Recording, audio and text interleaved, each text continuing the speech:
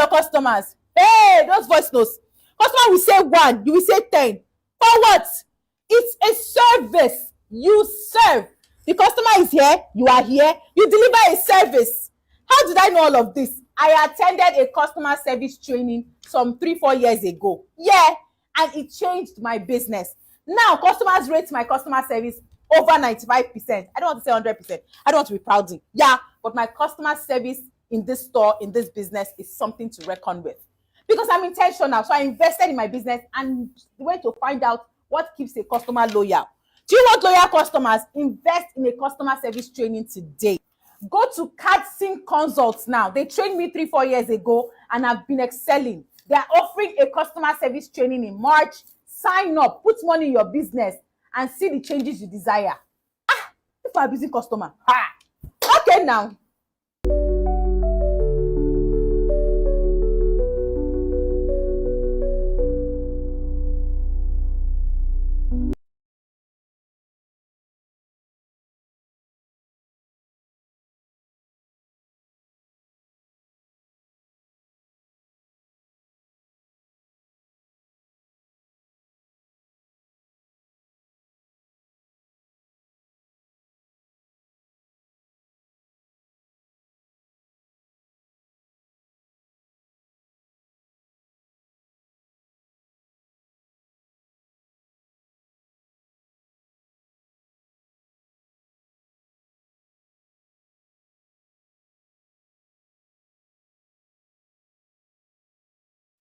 Good day, everyone. My name is Okwemi Awoyemi, and I'm the CEO of Elo.tv. I'm also a proud Nigerian who believes deeply in what our young professionals can achieve on a global stage. Let me start by congratulating you guys at CATS and every organizer behind this Acceleration Summit. What you're doing here is creating pathways for Nigerians to access skills, mentorships, and genuine opportunities. That's what nation building entails, and Elo.tv is honored to be part of this mission. So let's discuss the challenges and the reality many of us today experience. You apply to dozens of quality positions for which you're qualified, yet you receive nothing but silence. You have a resume on your laptop, but when someone asks you where they can view your work online, you scramble to send them a LinkedIn link or PDF. Meanwhile, there are professionals in other markets who are getting the same opportunities and are getting visibility. The reality is the job market is broken for professionals in emerging markets. Your resume disappears into systems. Your profile looks like everyone else. People don't know what to trust. And in a world where first impressions happens online in seconds, being invisible is being overlooked. Those are one of the things we saw that made us build Elo.tv.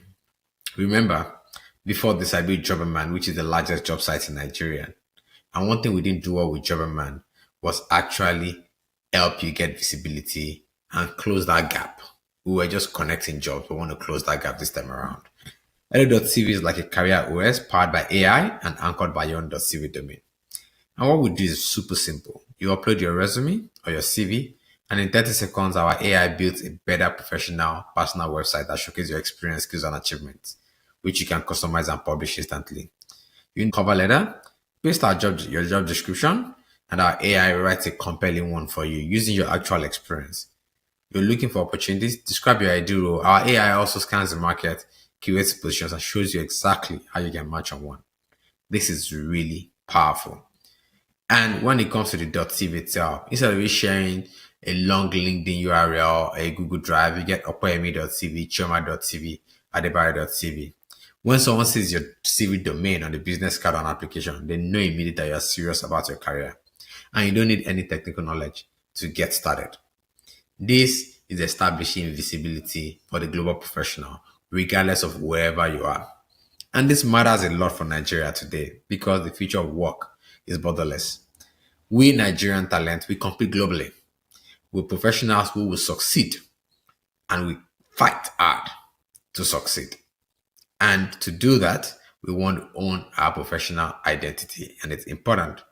Students can use it, freelancers can use it, executive can use it. Every ambitious person, regardless of background or resources, deserves this personal brand. You do too.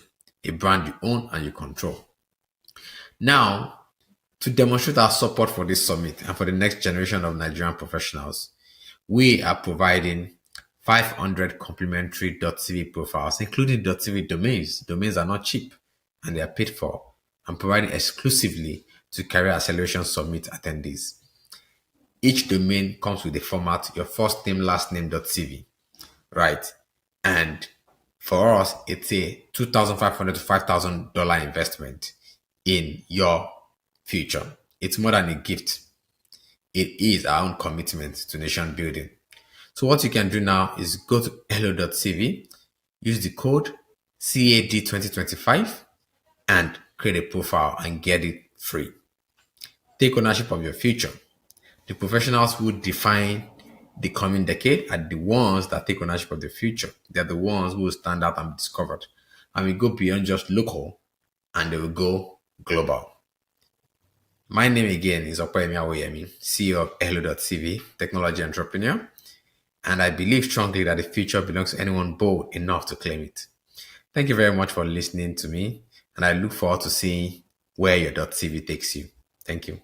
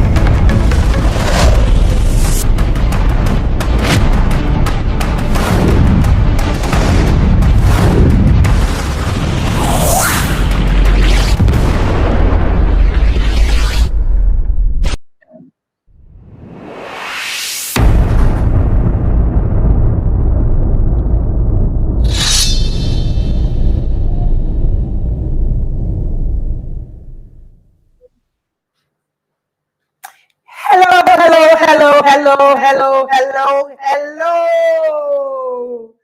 Wherever you're watching us this afternoon, morning, evening, whether you're in the UK, US, Canada, we are excited to welcome you back to the CAS studio. Oh my God, Tinuke, how are you feeling? I'm excited. I'm so excited. Oh my God. I'm not gotten over our morning session. Tell me about it. We were not in the studio in the morning. No. So what was your experience like watching from wherever you were? I listened in and I could I had my notes. I was at work and I still had notes of jotting down and everything, and the things Coach Tokumbo said, the things you said. Oh really? Was that me? Was really amazing. So imagine having to start the summit in that light, on that level. What would day two look like? Before we go to day two, what would day one evening session look like? Oh my God! You are not ready. You are not ready. Oh, what is coming to you? Ah, so no. I will say the one first session, morning session, was quite insightful for me. I was overwhelmed. There was so much learning. Yes, I took a session, the opening session, but some of the things Dr. Anifowoshe said, it just made me, it just reinforced the fact that I'm on the right track. Yes. You know, I keep saying to myself that I'm a tech girl in consulting because I realized very early the importance of tech skills in the future of work. Whether you're an entrepreneur, like as I was saying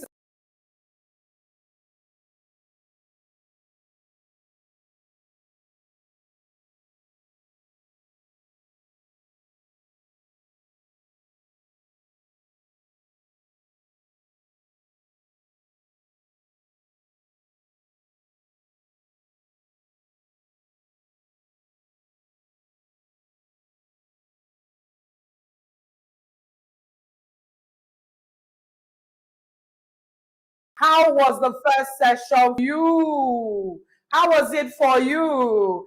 Type in the chat room. Type in the chat room. I'd like to see all the comments online. I'd like to see all the comments online. I would like to know how it felt for you. What was your key takeaway if you were not there and you are just joining so that people can know? And by the way, if you are here to share the live, you need to share it now. You need to share it now. You need to get people to join us now. We want to know that you are there. So as you are telling us what you took away from the first session, also drop your name and where you're joining us from. What city you're joining us from, either in Nigeria or outside of the country. So what are your expectations? What are your expectations? So I'm really excited about the lineup of speakers this evening. It's going to be a different dimension. It's going to be in a different light. It's going to be something that you thought you heard before, but you would hear it in a different perspective. So you can't miss it. You can't sleep on this bicycle that we are on. Can't afford to. You can't afford to. You're going to fall off the bicycle if you try sleeping. I want to see what our audiences are saying online. I just want to check in with you guys. I want to see what you are saying. Let us know where you are joining us from so that we can welcome you. We want to know you. We want to acknowledge you. We want to celebrate you for being here with us. Fantastic. I can see packed with value. Glad to be here. Stella Chedu says she's glad to be here. Uchenna says, good evening. It was awesome. I love it. I love it. I love it. Precious Adekola said it was packed with value. Awesome. Wow. Awesome. If you are yet to share again, I can see Mental Hustle says morning session was fantastic. Amazing. Awesome, awesome, awesome. So if you are yet to share the live, there are 3 powerful speakers joining us this evening. You want to share the links? Or should we keep it secret? Let's no.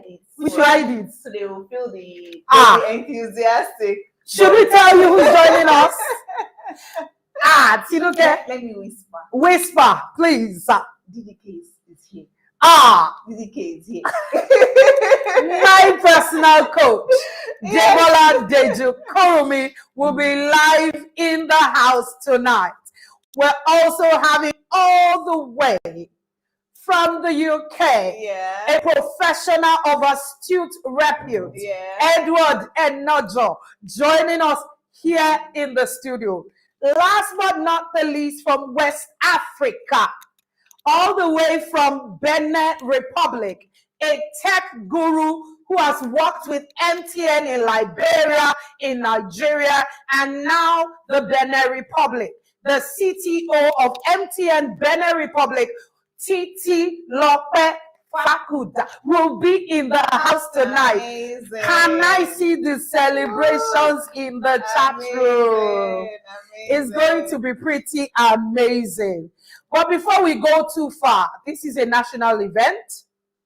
And for each of the sessions, it's not just by chance that this session is holding in October.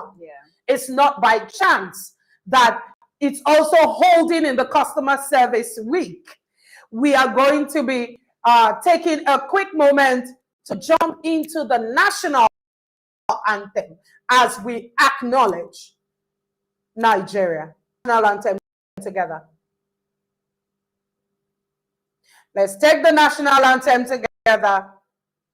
We're waiting for the media team to put that up for us so that we can take that before we go too far in the session today. I'm proud to be a Nigerian. Very proud. Happy independence to us. 65 years is no joke. Anyone who is a 65-year-old should be a grandpa or a grandma, relatively.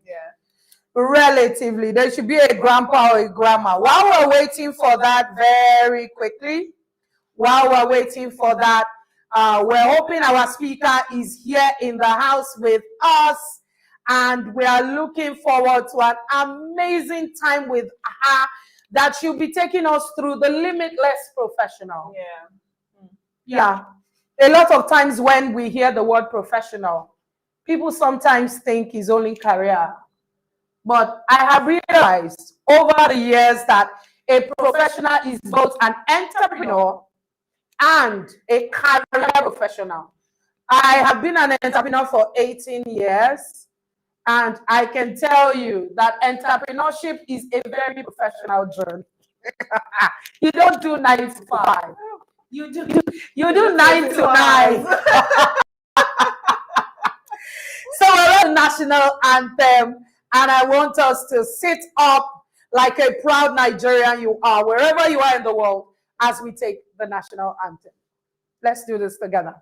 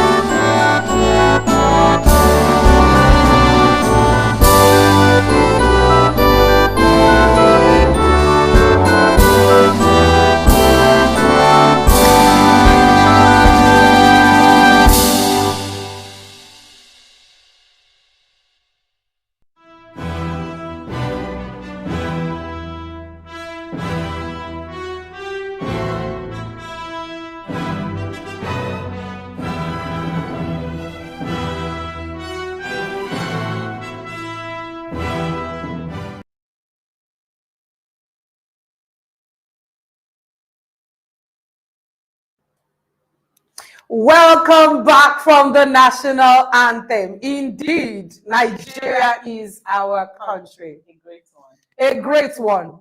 Contrary to what you think, Nigeria will definitely and will continually be the giant of Africa. Thank you for taking the national anthem with us. And without further ado, not to take too much of your time, with a CAS welcome, we're going to be reading the profile of our speaker, all the way from the Benin Republic. I hope I got that right. I don't want to call it Benin. Growing up in Lagos, that's what we call it. But all the way from Benin, we'd like to welcome our fourth speaker at the Career Acceleration Summit. No other person than Mrs. Titi Lokwe. I'll be reading her profile immediately. Please, can you put up her profile so that we can welcome to the studio. She's our esteemed guest. We're looking to learn from her. If you are yet to, like, share, subscribe, get people into the room, this is the time that you need to hurry. Get people into the room. You need to make sure people are here. At this point in time, we are shifting gear. We are accelerating. It's time for us to hit the road running. We're going to be taking Mrs. Titi Lokwe's profile in a bit to welcome her on stage so that we can bring her up to the stage. She's here already. She's waiting to meet you guys. We're giving you one more moment to share, subscribe, like, so that you can watch the replay. Some of you want to share it with your family members. you can watch the replays. Atinuke, I think I'll leave you to do the honors Okay. to welcome our special guest all the way from Benin Republic.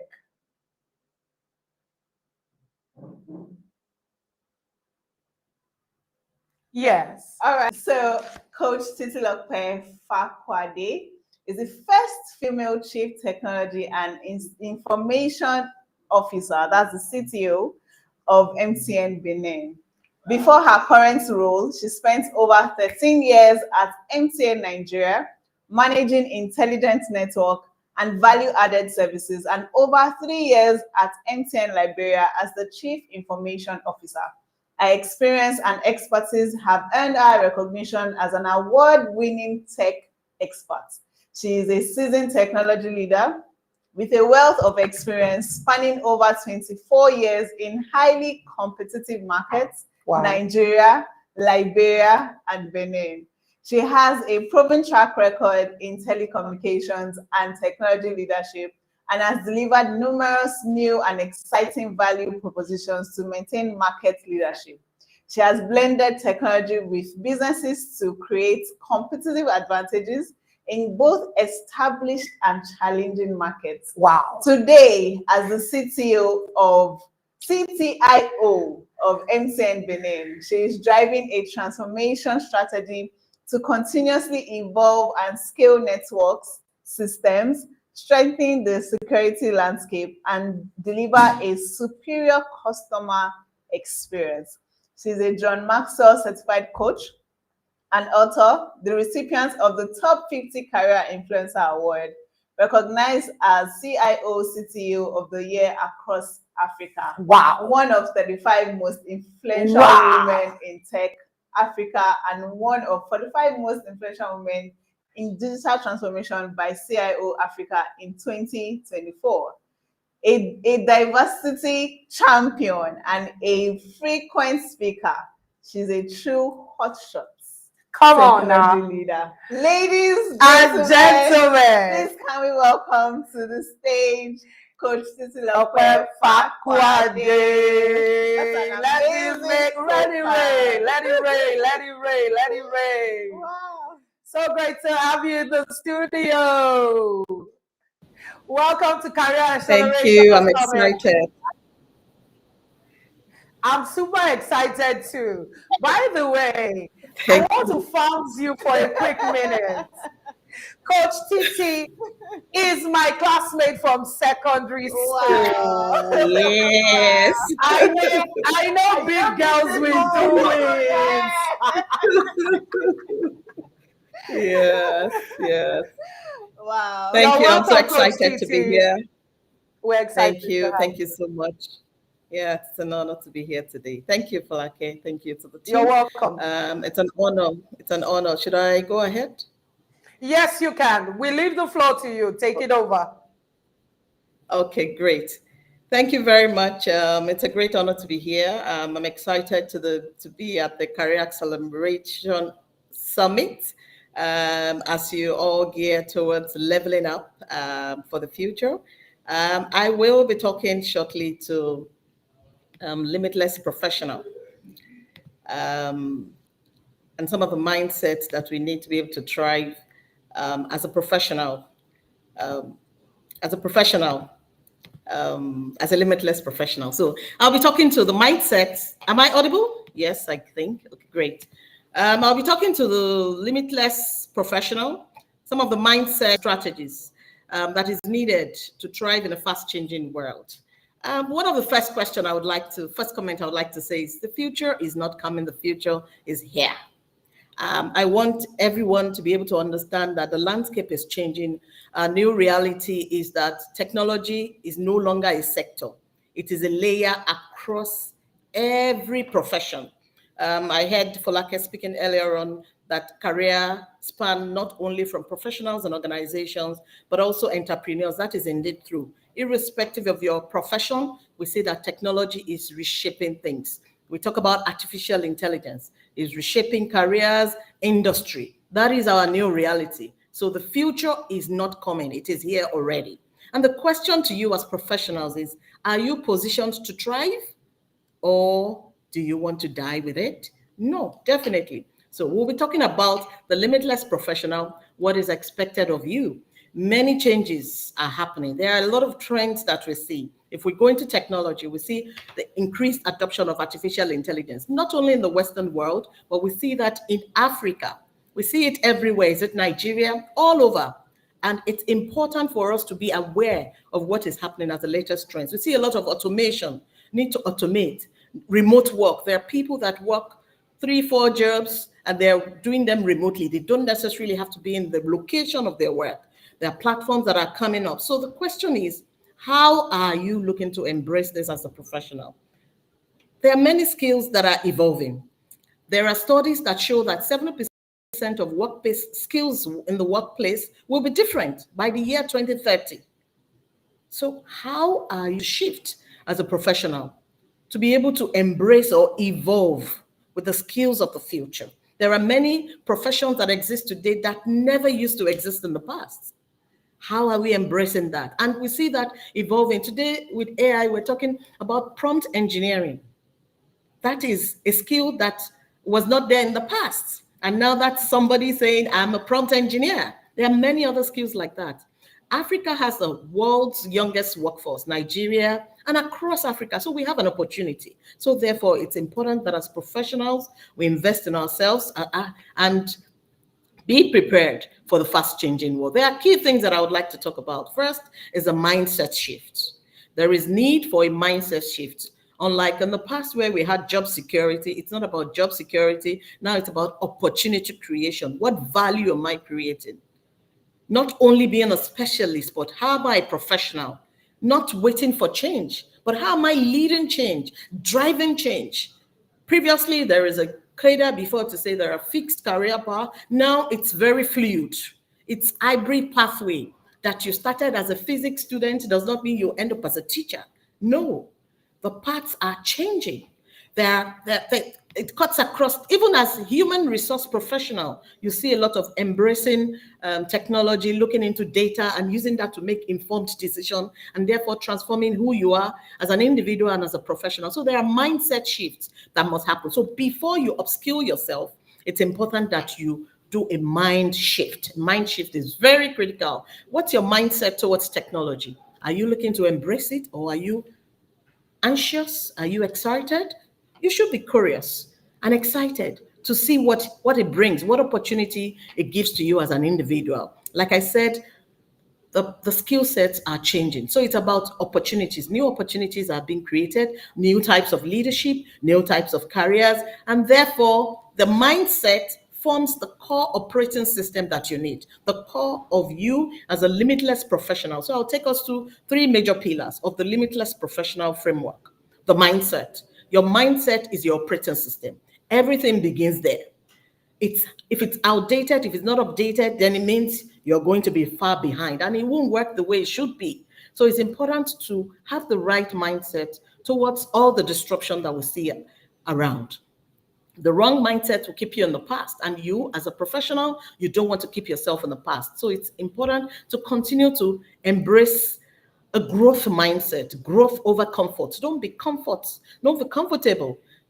Embracing challenges. Oh, every challenge. Oh, there's problem. I'm going to die. Oh, my career is already on the downward path. What's going to happen? Or even the thought of artificial intelligence alone is to say, oh, it has taken over my job. And therefore, what are you doing? So the point is that as part of the mindset is to have a growth mindset. You need to see a challenge as an opportunity to grow. You need to be curious, asking questions. Am I learning? Am I exploring?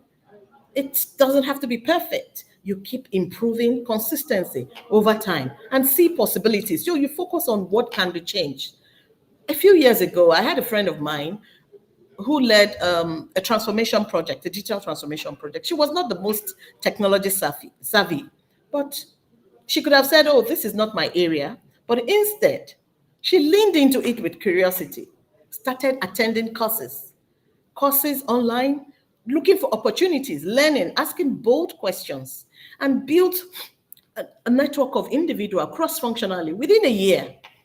She was leading transformation. She was a go-to voice of innovation in her organization. So your mindset has a big role to play. Ask yourself, what mindset am I operating on? Do I need to change? Is it about possibility, or am I seeing everything as a limitation or as a threat to me? And then I will go into the second pillar, being the habit. The habits that we have is the daily advantage that exists as an individual. So if mindset sets the direction, habits are the engine that keeps it running. They're quiet, consistent forces that you have to put in place that will either move you forward as an individual or hold you back. And it's by this habit that you grow with time, in leaps and bounds, consistent actions over time, high impact habits. Some of them could be daily learning. Instead of waiting for somebody to train you or somebody to build a training plan for you, how are you developing yourself professionally as an individual? How do you make a learning or lifestyle? And there are different ways to learn. Read books, podcasts, courses, reflections, opportunities to connect, many things around that. So it's to embrace a learning attitude, a learning mindset. As part of the habit, if it's 10 minutes a day, if it's 1 hour a day that is blocked, do it. That helps a lot. Consistently showing up and adding value. It's also very critical. You have a mindset that is right. You have the clear habits by learning. And once you learn, you make sure you add value on whatever you do. As you add value, you build your credibility, you build your brand, as we will call you, but at least people know you for something. And therefore, there is trust that is gathered. Whatever you do, either as an entrepreneur, as a career professional, in the organization, then people get trust for you and you are known for something. As an example, as an individual, if you dedicate, say, 20 minutes every day to read something out of your domain, something just to stretch your mind, to stretch yourself to learn something new, over 5 years, that habit will become a critical mass. And you can become the most forward-thinking voice in the organization. I mean, that's what we call being visionary. But it requires discipline. So excellence is not it's an habit, it's not an event at all. So you need to decide, what is that one habit that I'm going to embrace and start doing today that will position me for the future? So I have spoken about the mindset being the operating system. I've spoken about the habits being the daily advantage that you have. And now I want to talk about the strategies that are needed. And these strategies are the blueprints that we need for impact. Mindset sets the course and the direction. Habits continues to help you to move forward because you have built this habit consistently. And now the strategies ensures that you are moving in the right direction. So you have to be intentional about your career. You don't leave it to chance. And that's what separates professionals, the limitless professionals. That's how you stand out. You grow by design, not by default, not waiting for chance or life to happen to you. So I have spoken around these major pillars, and I will just go deep into it. So learning, I said you could do courses, targeted upskilling, look for opportunities to upskill yourself. What are the new things that are happening in my industry? What do I need to do differently? Are there short courses? Are there learning opportunities? Are there reflections? Are there summits like this? This is a gathering, right?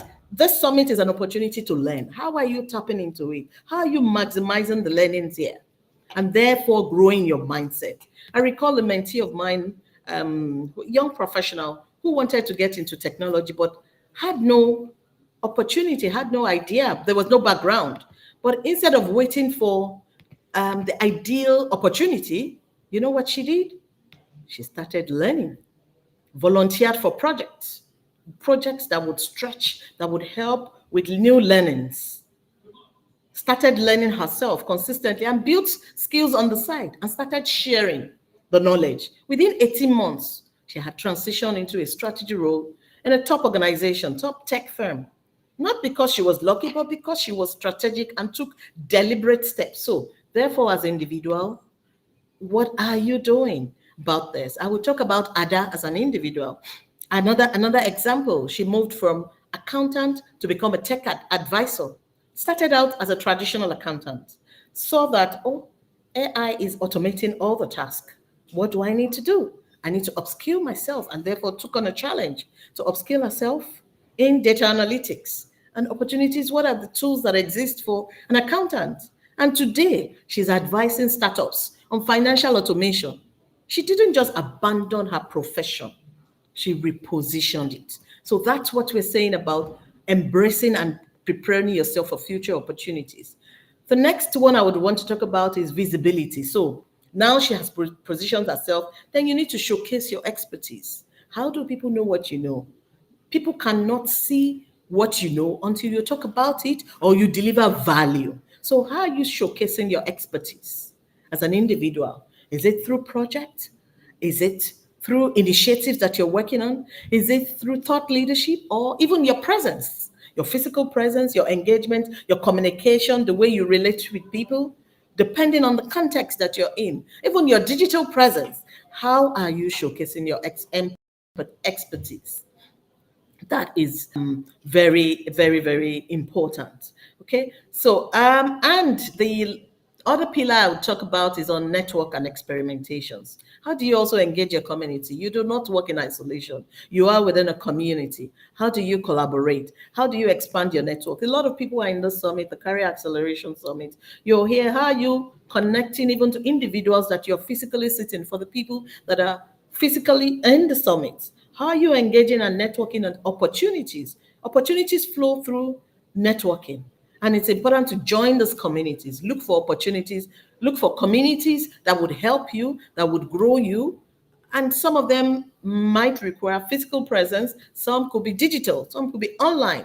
There are forums. So position yourself also for where opportunities are being discussed, not necessarily just waiting for things to land on your plate. And experiment. Be an entrepreneur. Don't wait to be invited. You can start pilot, you can start projects on your own. What are the ideas that comes to mind? Start it. Start the journey. Take deliberate steps. Look for knowledge that you need. Start, even if it's a proof of concept. It's important to start it. There are many things that have, ideas that have grown from startup to big organizations or big tech, just from starting. So it is by starting. So there are many opportunities. There are many examples. I would take an example of myself. I mean, I have also grown. My profile was read earlier on. It didn't just start in one day. Over 24 years, I have seen growth in different areas. There have been times that it's been lateral movement. There are times that waiting season, you're waiting for the next thing. But in that waiting season, what am I doing? I've had to go and say, okay, I need to take deliberate steps. I need to take this course. And then I take action. I go for that course. Even if it's a virtual training, I make sure I attend. It adds value to me. And I apply it to what I am doing. I apply it to what I'm doing. I started as an engineer, and today I'm a CTIO of an organization leading the technology. This is a mission critical role across technology domain, but it's not about my gender or anything, but it's about value. What value am I delivering? And that I have delivered value at one stage does not mean that I am going to stop. That have delivered value means I need to continue to deliver the value. People must continue to see that value. My impact must be felt for me to continue to be relevant. And as the world evolves, I mean, it's disruptive, it's constantly changing. We call it VUCA world. It's volatile, it's complex, it's ambiguous, and now it's even borderless. You're not competing only within Nigeria. If you're in Nigeria, you're not competing only in Africa.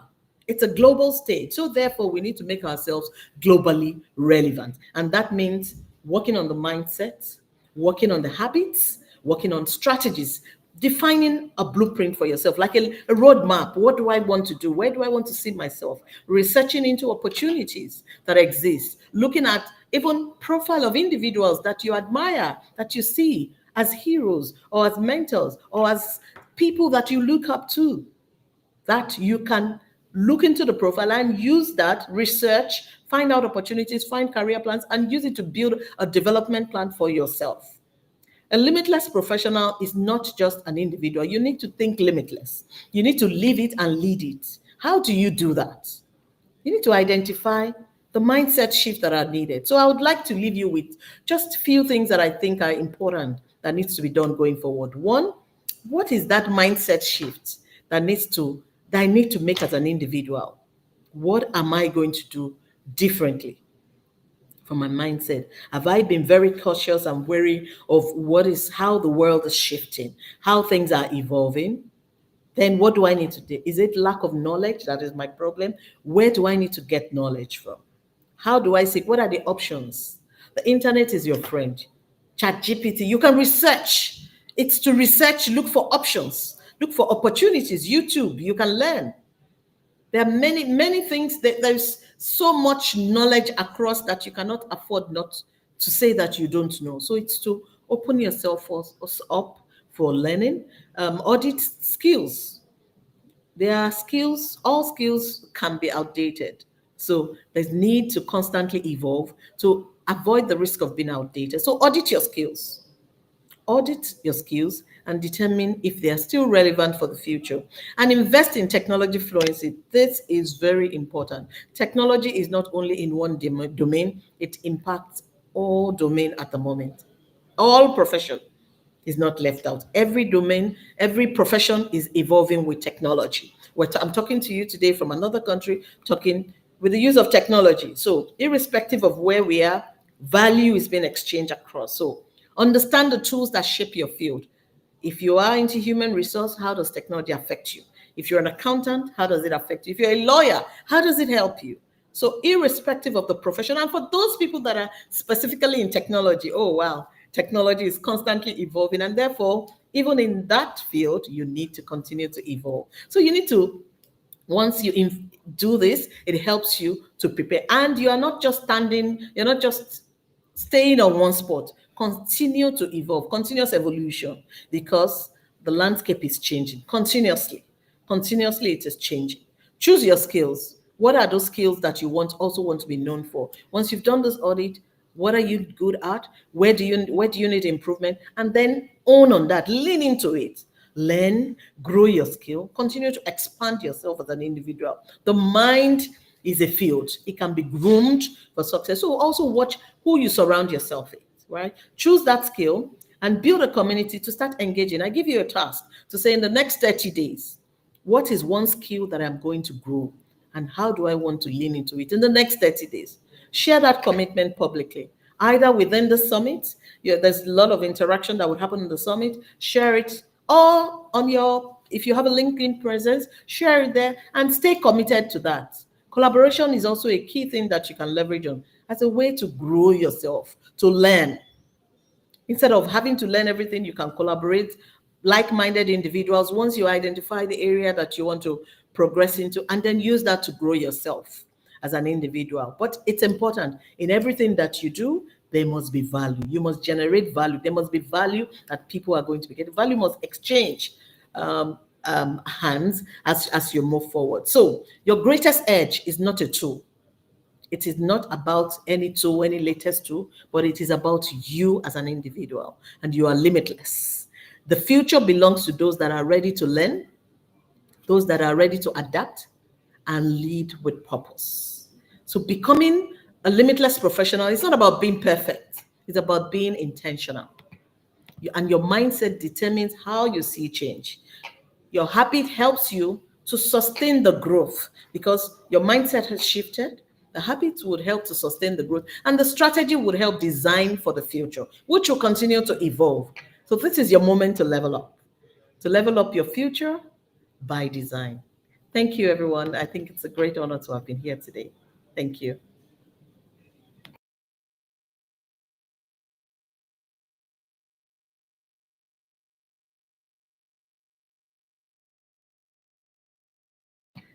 Am I audible? So it's an honor to have been able to share with you today on what is required to be a limitless professional. I'll hand over back now to the host, Folake. Thank you.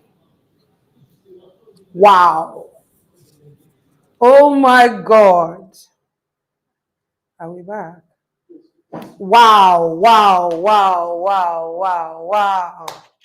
Where do I start from? We're not sure. We're not on. Wow.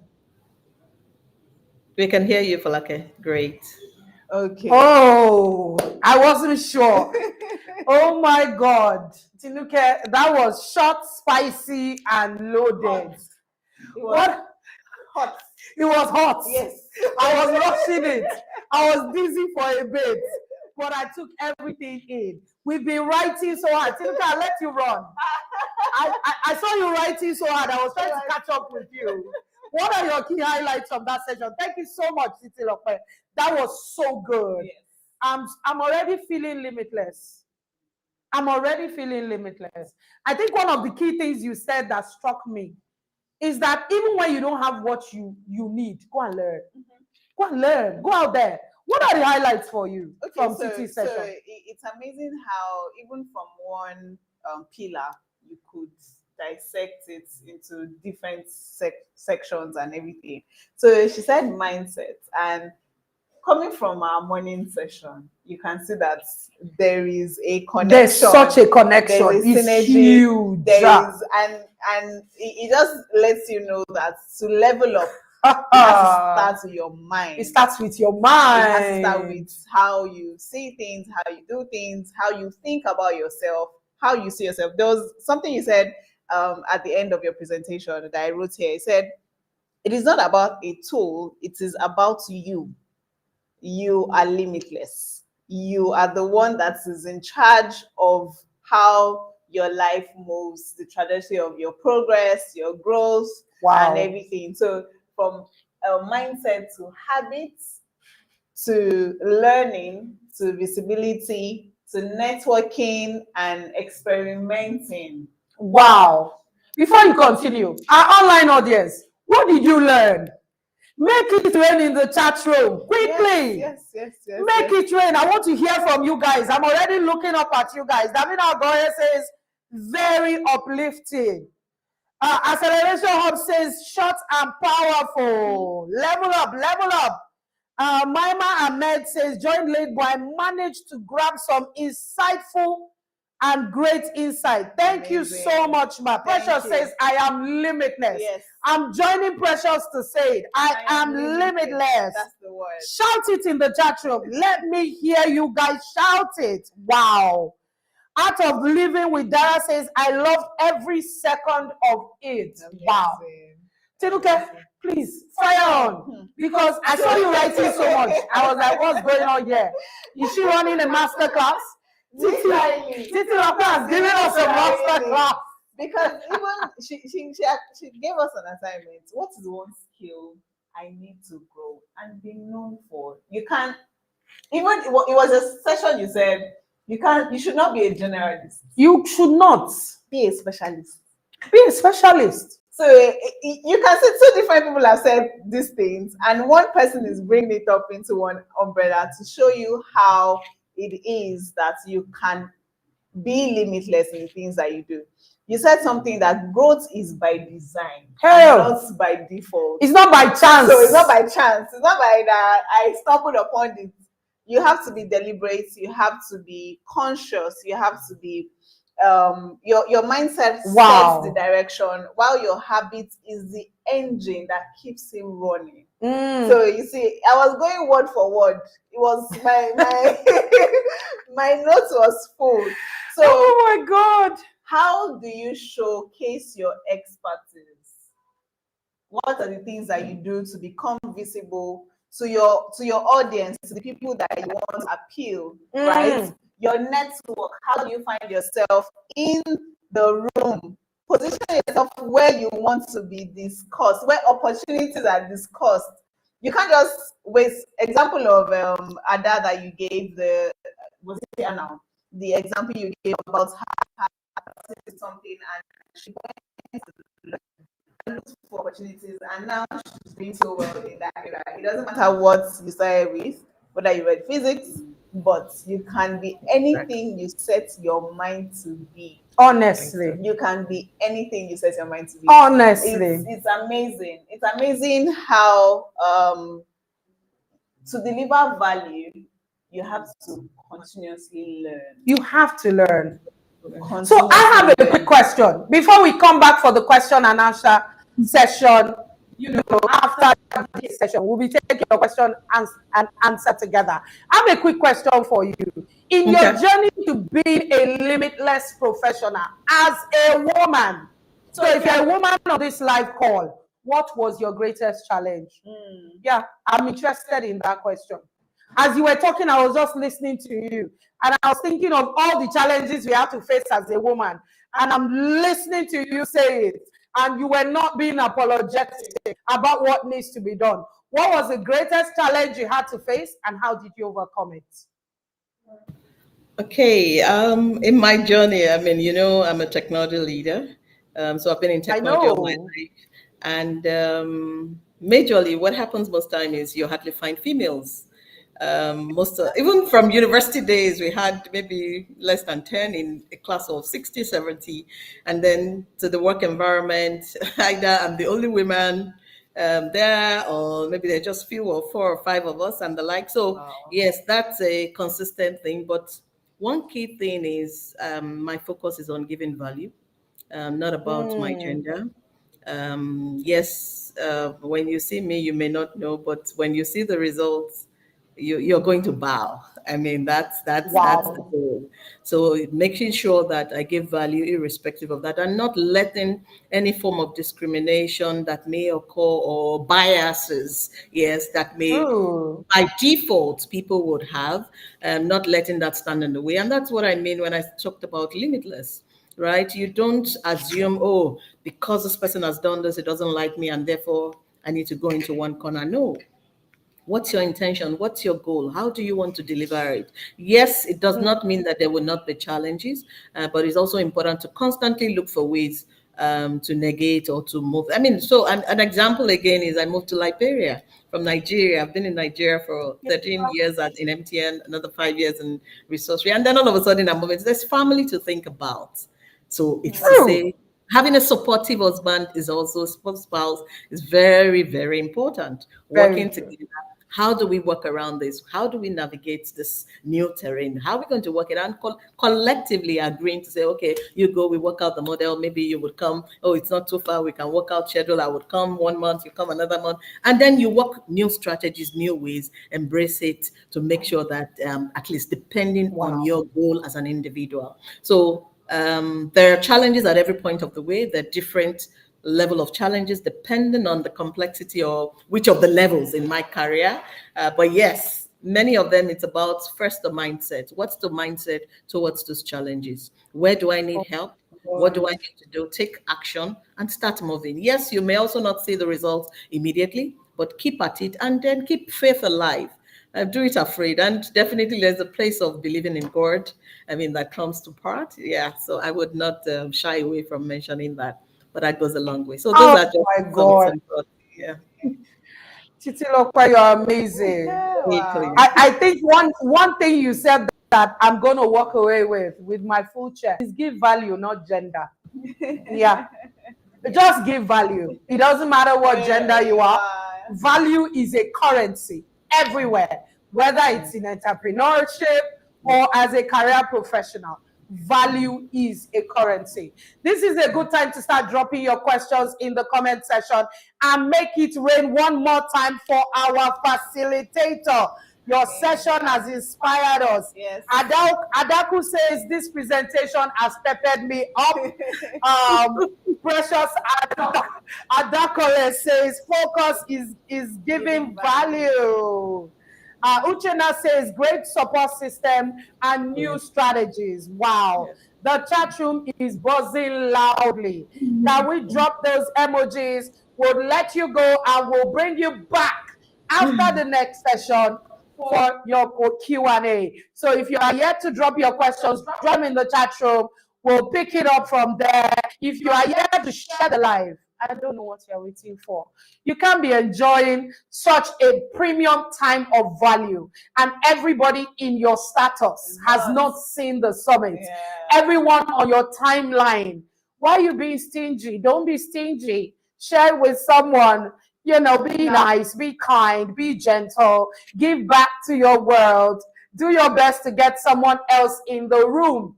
Lastly, if you're watching and you have not subscribed, you have also not registered for the summit. You need to register because there are 500 lucky participants that will be getting a free domain name from Hello CV. one of our career acceleration sponsors. Can you put your hands together for them, celebrate them for giving you a free domain name CV? So you're positioning yourself on the global scale. You're putting yourself out there, not just in Nigeria, but in every city of the world. And with that, we're going to take a quick word from one of our sponsors, LOCV, from the CEO. They're going to share with you the goodwill that they will be giving to 500 participants. You need to register to get that coupon so that you don't miss it. Yeah. Also, Studio 24 will be giving discounted headshots at the summit tomorrow. Yeah. So if you are in the city of Abuja or wherever you are, you can get your coupon and walk into Studio 24 to take your headshots, because you need to package yourself right for the next level. Life does not happen by chance. You need to position yourself. You need to look the part. You need to look pretty, like we are both looking in the studio. You need to speak for yourself. Yes. You need to carry the right mindset. And with that, we'll take a word from one of our sponsors, Hello CV. Take it Good away. everyone, my Don't name is forget to Okoyemi be Aweyemi and I'm the limitless. CEO of Elo.tv. I'm also a proud Nigerian who believes deeply in what our young professionals can achieve on a global stage. Let me start by congratulating you guys at CATS and every organizer behind this Acceleration Summit. What you're doing here is creating pathways for Nigerians to access skills, mentorships, and genuine opportunities. That's what nation building entails, and Elo.tv is honored to be part of this mission. So let's discuss the challenges and the reality many of us today experience. You apply to dozens of quality positions for which you're qualified, yet you receive nothing but silence. You have a resume on your laptop, but when someone asks you where they can view your work online, you scramble to send them a LinkedIn link or PDF. Meanwhile, there are professionals in other markets who are getting the same opportunities and are getting visibility. The reality is the job market is broken for professionals in the emerging markets. Your resume disappears into systems. Your profile looks like everyone else. People don't know what to trust. And in a world where first impressions happens online in seconds, being invisible is being overlooked. Those are one of the things we saw that made us build Elo.tv. Remember, before this, I built Jobberman, which is the largest job site in Nigeria. And one thing we didn't do well with Jobberman was actually help you get visibility and close that gap. We were just connecting jobs. We want to close that gap this time around. Elo.tv is like a career OS powered by AI and anchored by your own.cv domain. And what we do is super simple. You upload your resume or your CV, and in 30 seconds, our AI builds a better professional personal website that showcases your experience, skills, and achievements, which you can customize and publish instantly. You need a cover letter, paste your job description, and our AI writes a compelling one for you using your actual experience. You're looking for opportunities, describe your ideal role. Our AI also scans the market, curates positions, and shows you exactly how you can match on one. This is really powerful. And when it comes to the .tv itself, instead of you sharing a long LinkedIn URL, a Google Drive, you get opoyemi.tv, chioma.tv, adebayo.tv. When someone sees your CV domain on the business card on application, they know immediately that you're serious about your career. And you don't need any technical knowledge to get started. This is establishing visibility for the global professional, regardless of wherever you are. And this matters a lot for Nigeria today because the future of work is borderless. We Nigerian talent, we compete globally. We're professionals who will succeed, and we fight hard to succeed. And to do that, we want to own our professional identity, and it's important. Students can use it, freelancers can use it, executive can use it. Every ambitious person, regardless of background or resources, deserves this personal brand. You do too. A brand you own and you control. Now, to demonstrate our support for this summit and for the next generation of Nigerian professionals, we are providing 500 complimentary .tv profiles, including .tv domains. Domains are not cheap and they are paid for, and providing exclusively to Career Acceleration Summit attendees. Each domain comes with a format, your first name, last name .tv, right? And for us, it's a $2,500 to $5,000 investment in your future. It's more than a gift. It is our own commitment to nation building. So what you can do now is go to Elo.tv, Use the code CAD2025 and create a profile and get it free. Take ownership of your future. The professionals who define the coming decade are the ones that take ownership of the future. They're the ones who will stand out and be discovered. And we go beyond just local, and they will go global. My name again is Opeyemi Awoyemi, CEO of Hello.tv, technology entrepreneur. And I believe strongly that the future belongs to anyone bold enough to claim it. Thank you very much for listening to me, and I look forward to seeing where your .tv takes you. Thank you.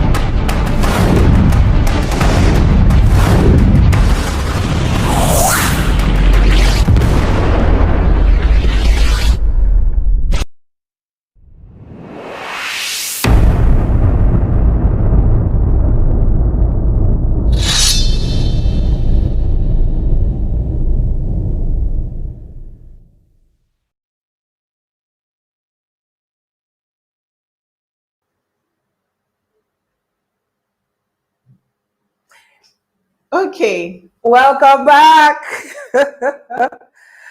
I hope you enjoyed that message from Hello CV, one of our official sponsors. Yeah. What do you think about the 500 domain names they're giving out to our participants? Are you excited? I'm excited, and it's an amazing ability to stand out.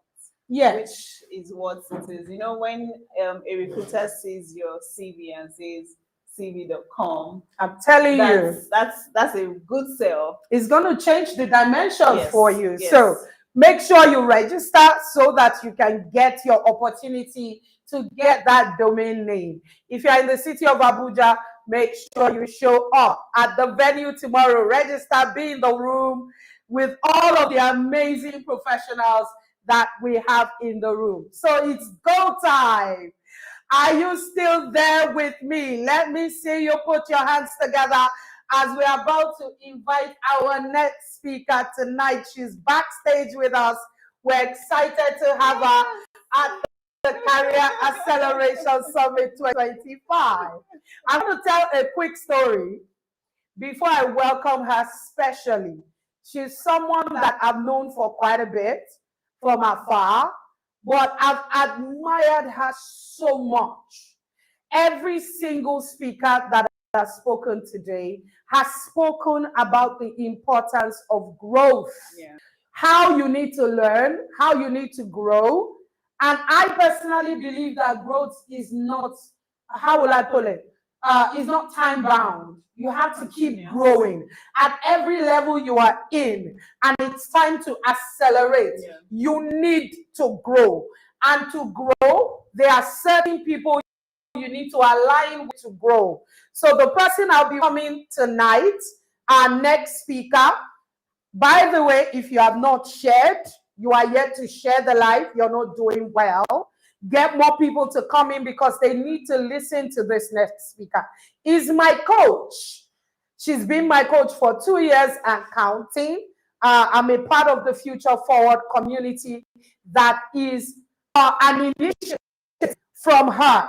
Our speaker tonight is an amazing Plymouth best-selling author, a keynote, a public policy advisor, a transformational coach renowned for unlocking potentials in people, institutions, and nations. She has led a group of companies and ministries, including the Immense Coaching Company, Ideation Hub Africa, Kingdom Leaders Global Alliance, and the Fire Brand Movement.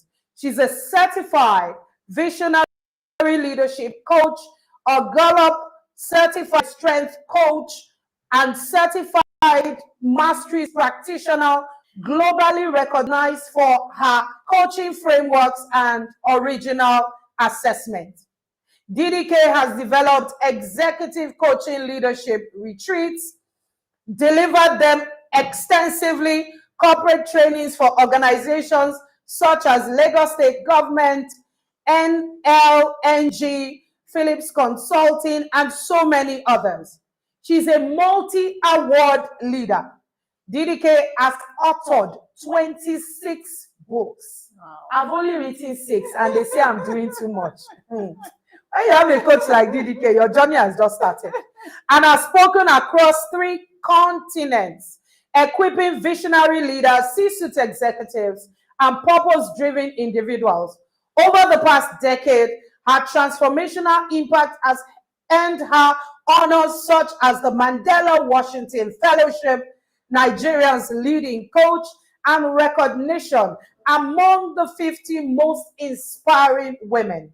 She's widely regarded for expertise in go-to-market strategies, visionary leadership, and personal reinvention, and of course, wealth expansion. With a CAS welcome, welcome with me, Debola Deji Kurumi, to the CAS experience. You're welcome. You're welcome. You're welcome. You're welcome. So good to see you. I'm definitely excited to be here. Thank you so much for having me. Excited to have you. Let me make this better. Fantastic. I love what I can see here. Thank you so much, my dear. So good. You're welcome. Thank you. Thank you. I'll let you take it from here. To be here. Thank you so much, our dearly beloved Folake Agunbiade, the superwoman on many levels. Congratulations on the Career Acceleration Summit this year. I am eager to experience great things with you, and I hope that you're already having a great time at the summit. Everyone, well done, and thank you for the commitment that you are making to in the favor of your own transformation. Like I said in my invitation video, if you watched it, we spend such a long time at work, whether we work remotely or we work from or we work in physical offices. And so it definitely matters that you love your job. and you experience significant life transformations, growth, and purposeful experiences in the course of your career. And that is why we are here. Let me know in the chat what has been the biggest insights you've experienced today at the summit. Just put in the chat for me something you're already thinking about that you thought was really mind-blowing, really inspiring, and you want to continue to use beyond the summit. You're going to be intentional about as a source of wisdom that will drive your success. I'm hoping that I can read from some of you in the chats. Before I came in, Acceleration Hub has your greatest edge. It's not a tool, it is you. Chena says the future belongs to those who are ready to learn. Precious says to invest in technology fluency. She also says it matters to evolve continually. The mind has to be groomed. I'm limitless. This has definitely been a really powerful session. Just thinking about the things that I'm reading in the chats and what you are learning already. Okay, I did share my presentation, and I would love if it comes up so that we can get right into my session. Thank you so much for having it on and for us. So today, I will take you on a short conversation, which is an important part of the Career Acceleration Summit. My anticipation is that it will hold a lot of value and answers for you. Okay, so let's get right into the business of the day. As far as my session is concerned, I'm counting on you to move with a solid pace. You're welcome to the summit. I thought to put your 2025 poster here and to also congratulate the entire consulting firm for this successful summit already. Today, I will share with you around how you can leverage mentorship for career acceleration, how you can maximize the power of mentorship to succeed within your career. And I'm going to start with just a few quotes that should get you thinking. I would love to read from you in the chats about which of these quotes you're definitely taking with you today. The first one on the list is coming up shortly. It says by John Crosby, mentoring is a brain to pick, an ear to listen, and a push in the right direction. Mentoring is a brain to pick, an ear to listen, and a push in the right direction. You can't talk about career acceleration without talking about mentorship, because mentorship is a tool of acceleration in any endeavor. Look at the second quote we've got on this side. One of the greatest values of mentors is the ability to see ahead what others cannot see and help them navigate a course to their destination. I think this one is particularly very defining and important because there's something about experience that gives people a perspective that we often will miss when we are not where they are. So I believe with all my heart that truly, just like John Maxwell has said, one of the greatest value that you will find with mentorship is how it helps others see what you can see, and then you are able to navigate a course to your desired destination. Okay, let's see the third quote this evening. This one is by Sheryl Sandberg, and she says, mentorship is not about molding people into your image. It's about helping them become their best version. I love this quote because it definitely deeply echoes my strongest position about mentorship, that it's not you finding someone who you want to look exactly like. It's about finding someone that allows you and supports you to really be yourself, to really be your truest, highest version. Okay, let's look at the next. Mentorship is not about molding people into your image.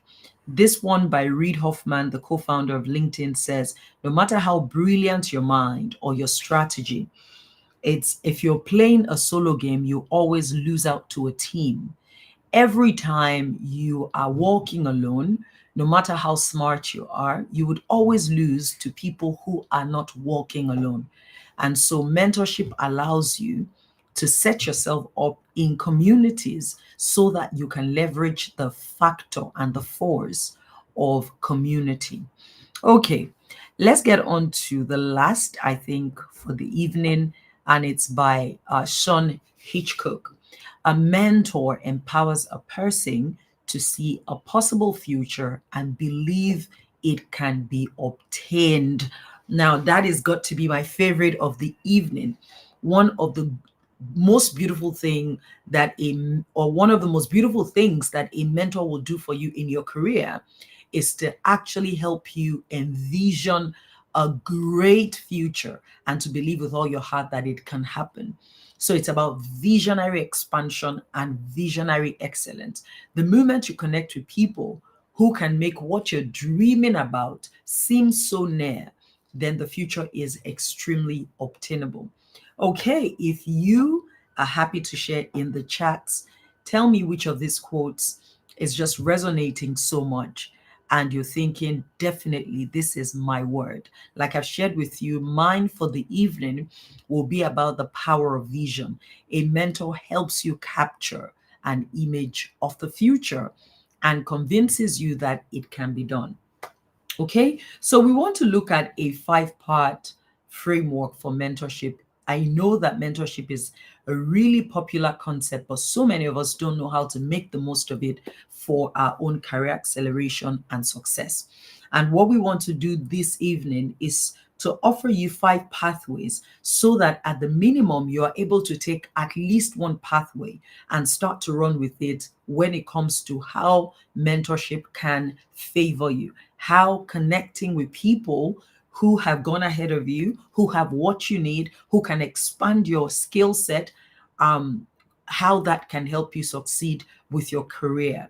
Remember that a career is not a job, right? A career is a visioned journey. A career is a well-engineered path that you're seeking to take between where you are and the future you want to create. So it's a series of jobs, it's a series of opportunities, a series of skill sets, right? A series of connections. And there are many people who are looking for a job, but who are not building a career. And I believe that this summit really starts to move you in the direction of becoming more intentional, not just to hold a job, but to create a pathway of growth toward a career that you would love and a career that will reward you as you create value. Before we get into the framework, I want to show you a 1-minute assessment. With this assessment, you're going to do a ranking of how you are faring across 10 strong definers of career success. 10 strong definers of career success. So you're going to do a ranking and we will see cumulatively how we're all faring, and it will give us a sense of where we might be ranking the highest and where we have to put in the work. Of course, as you rank, you're going to rank the highest on top and the least will fall below. And whatever falls below doesn't mean you don't necessarily have any success there. It just means that it instantly shows you where you have more work to do. And from that simple 1-minute assessment, you will see 10 pillars of what matters when you want to think about growing and accelerating your career. And you can also start to say, hey, I have work to do in this area. Okay, I still need to do better on this, my lowest 3 or lowest 5. Okay, so you can scan that code right now and let's do this short assessment. I'm going to be on the other side of your assessment results, and it will give me a sense of how everyone is doing in terms of, you know, how quickly we're feeling that. So just scan that code and we'll do this in maybe another 3 to 5 minutes.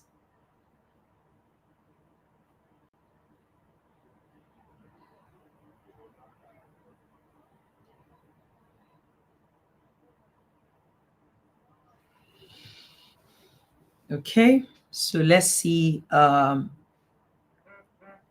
we're moving with that. We don't have any votes in at all yet, so I'm waiting for you to take a moment for the assessment. I'll tell you once we have votes coming in.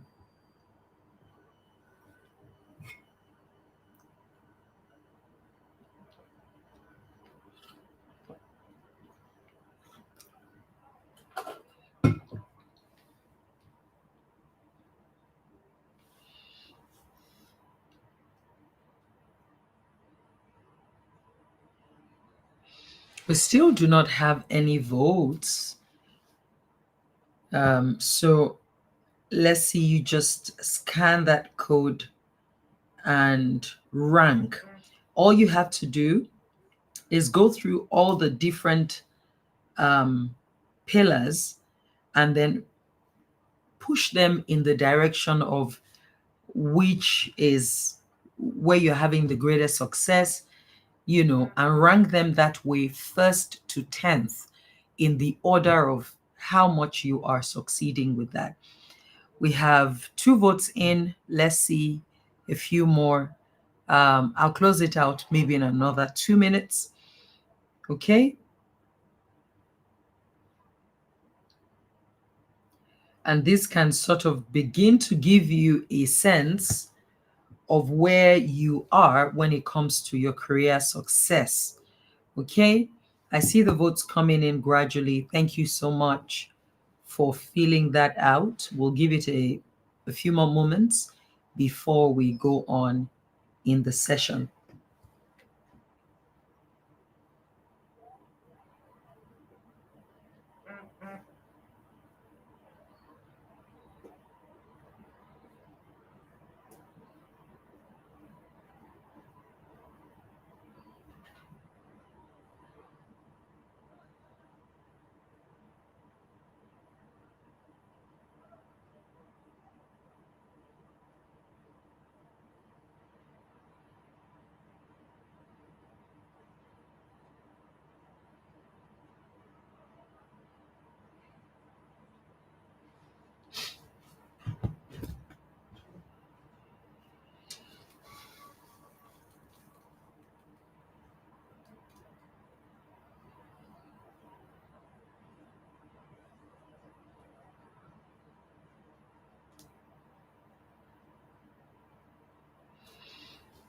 Okay, well done to each of you.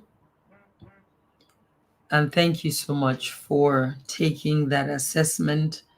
It's definitely still going to be available, and we can share it also tomorrow. It's a fantastic tool of self-reflection. And as I look at the collective scores, we are actually highest on value creation. In this summit, cumulatively, we are highest on value creation, which is very impressive. It means that we are all in a space where we're creating value within our organization. The next is the growth graph. We have a growth story and not just a job history. It means that every role that we take has been developing our skill sets and we keep getting better. The third I find really impressive because I don't see it so in many instances with career professionals.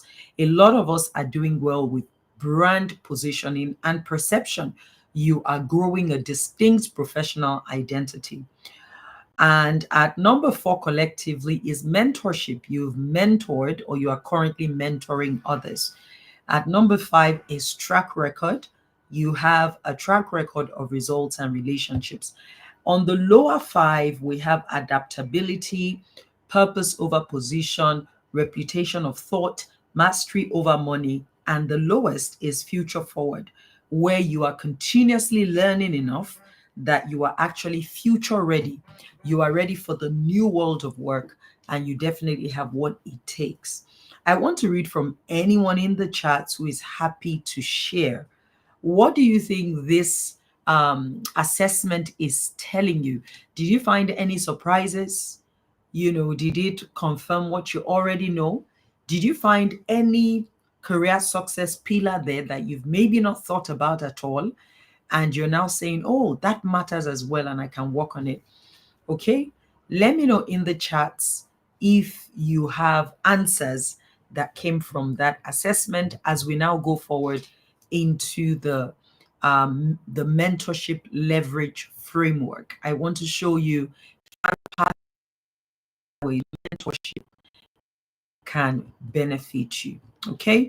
Who seeks to share, put it in the chat. I'll be pleased to read it.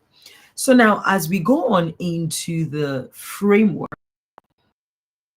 what you're going to is that you already have the ability to make the most of mentorship. Many times, we don't make the most of mentorship because I don't know many people. I'm an introvert to connect. People don't like me at my office. Oh, I'm even too busy. I don't go out a lot. I don't know where to find the mentors. I'm not great at networking. People overwhelm me.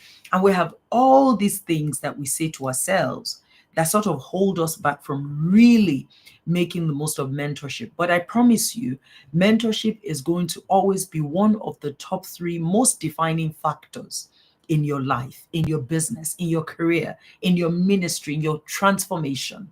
You are going to need people who have gone ahead of you, who can hold your hands up, who can guide you, and who can show you potential that you don't even see in yourself. Okay, so let's move on into the framework very quickly, and I'll begin to show you the pathways. Please let me know if you can hear and see me. Let me go to my chats. I'm not sure if I'm being audible. Can you hear and see me, please?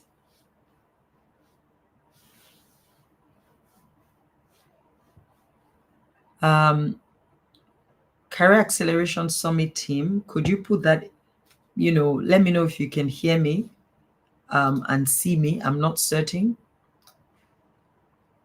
And I can't see the slides moving as well. So I want to confirm that that my internet is great. Okay. Emanuela says I'm clear and visible, but I can't see the slides moving.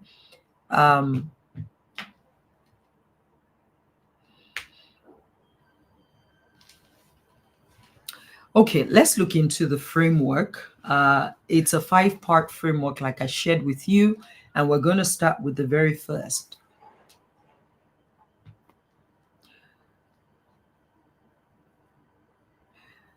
Would you move the slides for me, please?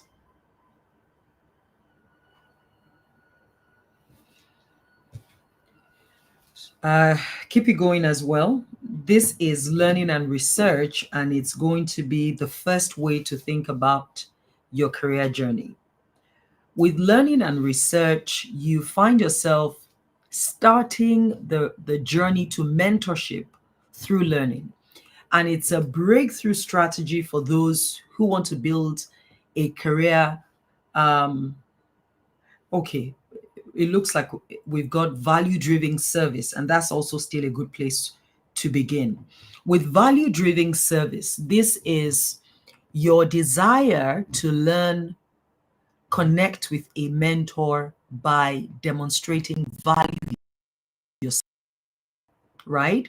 It is usually to connect with people, but starting with the value that you are able to create. I think that my titling is incorrect.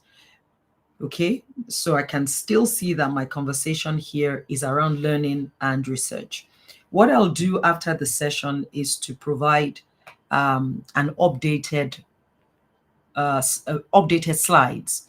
Okay, so with the first one, it's really about learning and research, and that's what the content over here speaks to. Learning and research is a strategy for mentorship, but it's a coded strategy. If you've ever said to yourself, I need to grow, but I don't have any mentor, my challenge to you is to begin with self-mentorship. I want to grow. I want to learn. I want to distinguish myself in this industry. Start with self-mentorship. Start with books, courses, podcasts, white papers, academic journals. That's a first place to start. Take data from the work that you're doing within your organization and let it help you make progress. That is the way to win. That's what learning and research gives to you. If you're fresh in your career, if you're a creator and entrepreneur, that is how you grow quickly without feeling under the pressure of finding who to teach you. As far as your career is concerned, as far as your acceleration is concerned, it matters that you make your own investments. That's the kind of thing you are doing here at the Career Acceleration Summit. You've registered, you've turned up, you are learning your way into mentorship. You are self-mentoring so that you can enter a next level of success with your career. You need self-awareness, you need discipline, and you have to be able to reflect on what you learn so that you can carry knowledge into transformation. Okay, let's look at the second pillar here, which is now value-driven service. Okay, we've talked about learning and research as a powerful pillar, and value-driven service is a next critical step to maximizing mentorship. Now, every time people think about mentorship, they often think about what people can give to them, someone I connect with who guides me. And that's correct, but it's not the full picture. Value-driven service is a secret, an age-long secret that can promote you very quickly in your career. And it's really about showing up as a contributor, showing up as a productive partner and not a persistent parasite. Show up as a productive partner, not a persistent parasite. Every time you position yourself as someone of value, you are then also positioning yourself as worthy of the investment of others. So it shifts from a transactional relationship, can you help me? And it becomes a transformational relationship where the mentor can say, I see potential in this person. Do it within your organization, go beyond your JD, become a value adding part of that institution, volunteer and contribute, to causes, projects, communities. And whenever you connect with a mentor, a prospective mentor, connect at the level of what you can do for them. Every time you say that, I can do this for you, I can help you handle the graphics for your conference, I can help you review your book, I can support you with your conference presentation.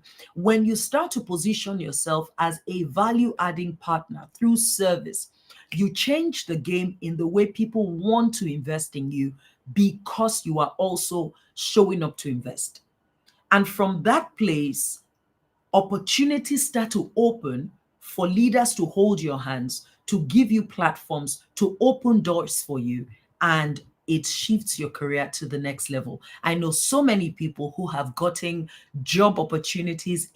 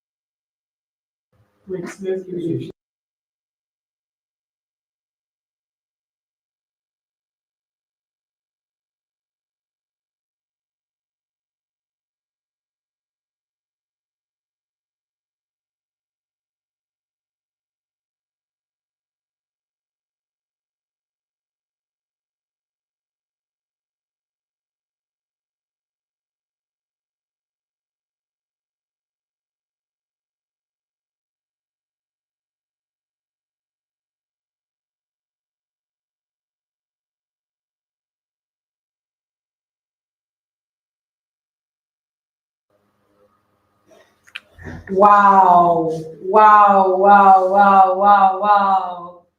UDK is giving us steaming hot. I think she's having a bit of network challenges there. Let's hope she'll be back with us. I was learning so rapidly. How's it been for you so far? Let's see you in the chat room. How's it been for you so far? I think my best quote of what she said was that a mentor empowers a person to see the possible future and believe that it can be obtained. That was my best quote. You're welcome. Great to have you back. You are welcome. Take it from here. Thank you so much. Alrighty, so we were highlighting the power of value driven service. Okay, let's get on to the third, and it gradually begins to get very juicy for those of you who are saying, okay, DDK, I'm already learning and I'm already a purposeful partner and not a persistent parasite, you see. So let's look at the third key strategy for maximizing mentorship in advancing your career: professional networks. This is a non-negotiable. Please go over for me. It's a non-negotiable.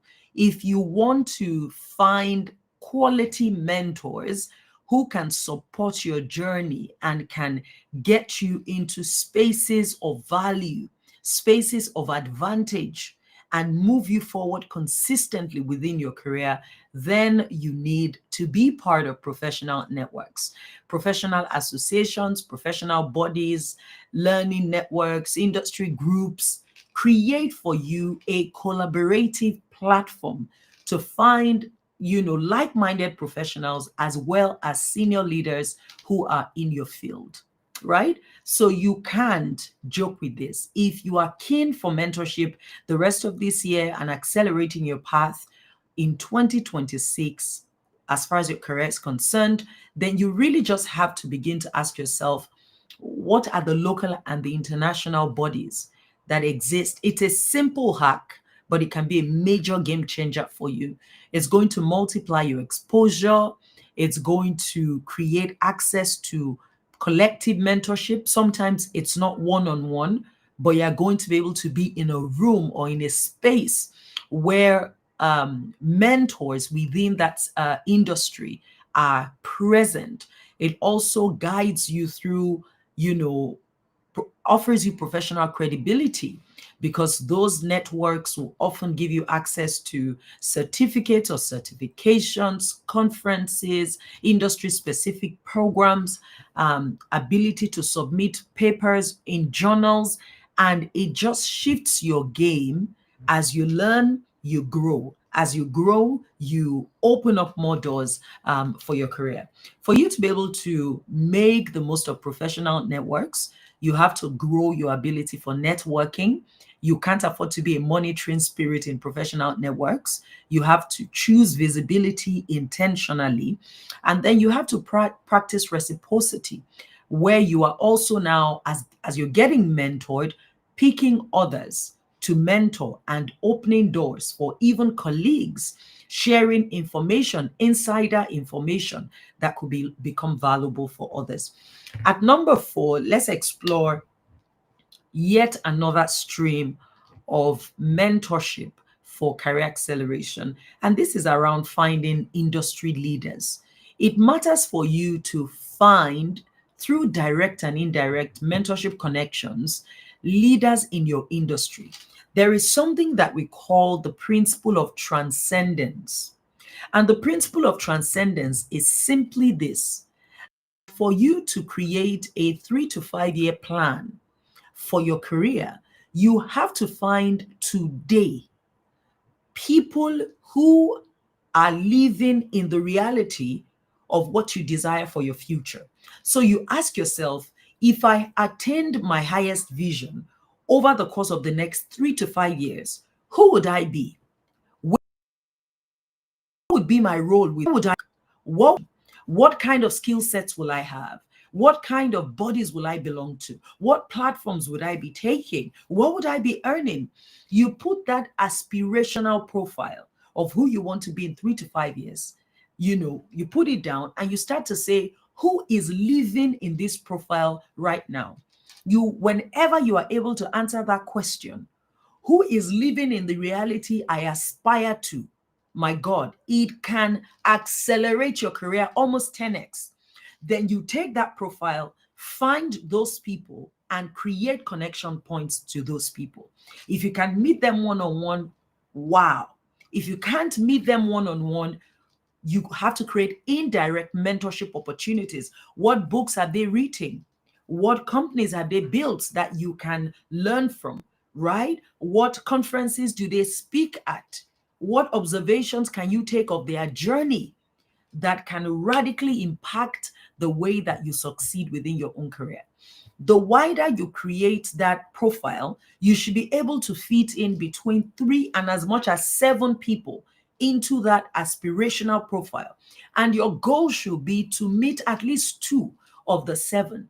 This is why we travel to other countries to attend conferences, so we could meet some people. This is why we attend Ivy League universities or business schools. People go to Lagos Business School, or any of these business schools in Nigeria that are highly rated, not merely because they want to learn, it's because they want to connect with a caliber of people. So you have to have research affinity, curiosity, ability to analyze, and imitative discipline. There are people who learn and observe but don't imitate. You have to be able to imitate the great things you are learning of these images of transcendence. The final dimension within this framework is my favorite personally. And this is where we talk about institutional mentors and sponsors. Institutional mentors and sponsors are a big deal. And this is where I find many people struggling. Do you know that we often overlook those within our institutions and those who can directly put a good word for us within our organizations, while we're constantly chasing those who are far away and we watch on Instagram or we follow on LinkedIn? It matters for you to understand the power of sponsorship. Could you take me to the next slide, please? You have to understand the power of sponsorship. Sponsorship is when someone who is in a room that you cannot yet enter is able to speak your name in those rooms. It's when a senior within your organization who has a credible assessment of your work is able to commend you and recommend you. And the question becomes, who is in my circle? Who can commend and recommend me within my organization? This is a major leverage of mentorship. It's often an underused mentorship treasure, right? It's valuable because if your sponsor can speak for you, then they can open doors for you that your resume may not open, right? Because they can speak in your favor and put the weight of their own name on your name. For you to achieve this, you need relational intelligence. You can't just say, that's who I am. Everybody has to understand me. You can't be that cantankerous, even if you're really brilliant. You have to know that as you rise in your career, it's not merely about performance. It's now also about relational IQ. So you need relational intelligence. You need to actually be excellent at your role, and you need discretion. You need to be able to hold conversations as private. But this is one of the most strategic ways to leverage mentorship. That ability to intentionally step back and profile your institution to ask the question, who are the most powerful influences here? Not the most powerful positions, but the most powerful influences. Sometimes those who have the ears of the CEO are not even in C-suite. So you have to know the influences, and you also have to know the decision makers. Both of these critical stakeholders matter to be able to provide you with sponsorship. So there you have it, 5 pathways to be able to leverage mentorship. You always have to start with your own learning and research. You then also have to invest in value-driven service. You have to make the most of professional networks. You have to connect with industry leaders using the principle of transcendence, and never forget to find mentors and sponsors within the institution that you work. I thank you for the opportunity to share with you at the summit this year, and I'm happy to take a few questions before, moving on, as you also move on to the rest of this beautiful summit. Thank you so much. Wow. My God, DDK, you've done it again. I'm processing. There's so much to process. Thank you so much. Yeah, That was loaded. amazing. Can we make it rain in the chat room? Make it rain, make it rain, make it rain for my super coach. This woman has groomed amazing professionals from across the world. And I think a good place to start the questions. We have a few questions here already. We're going to be bringing Titi up stage as well to take both your questions.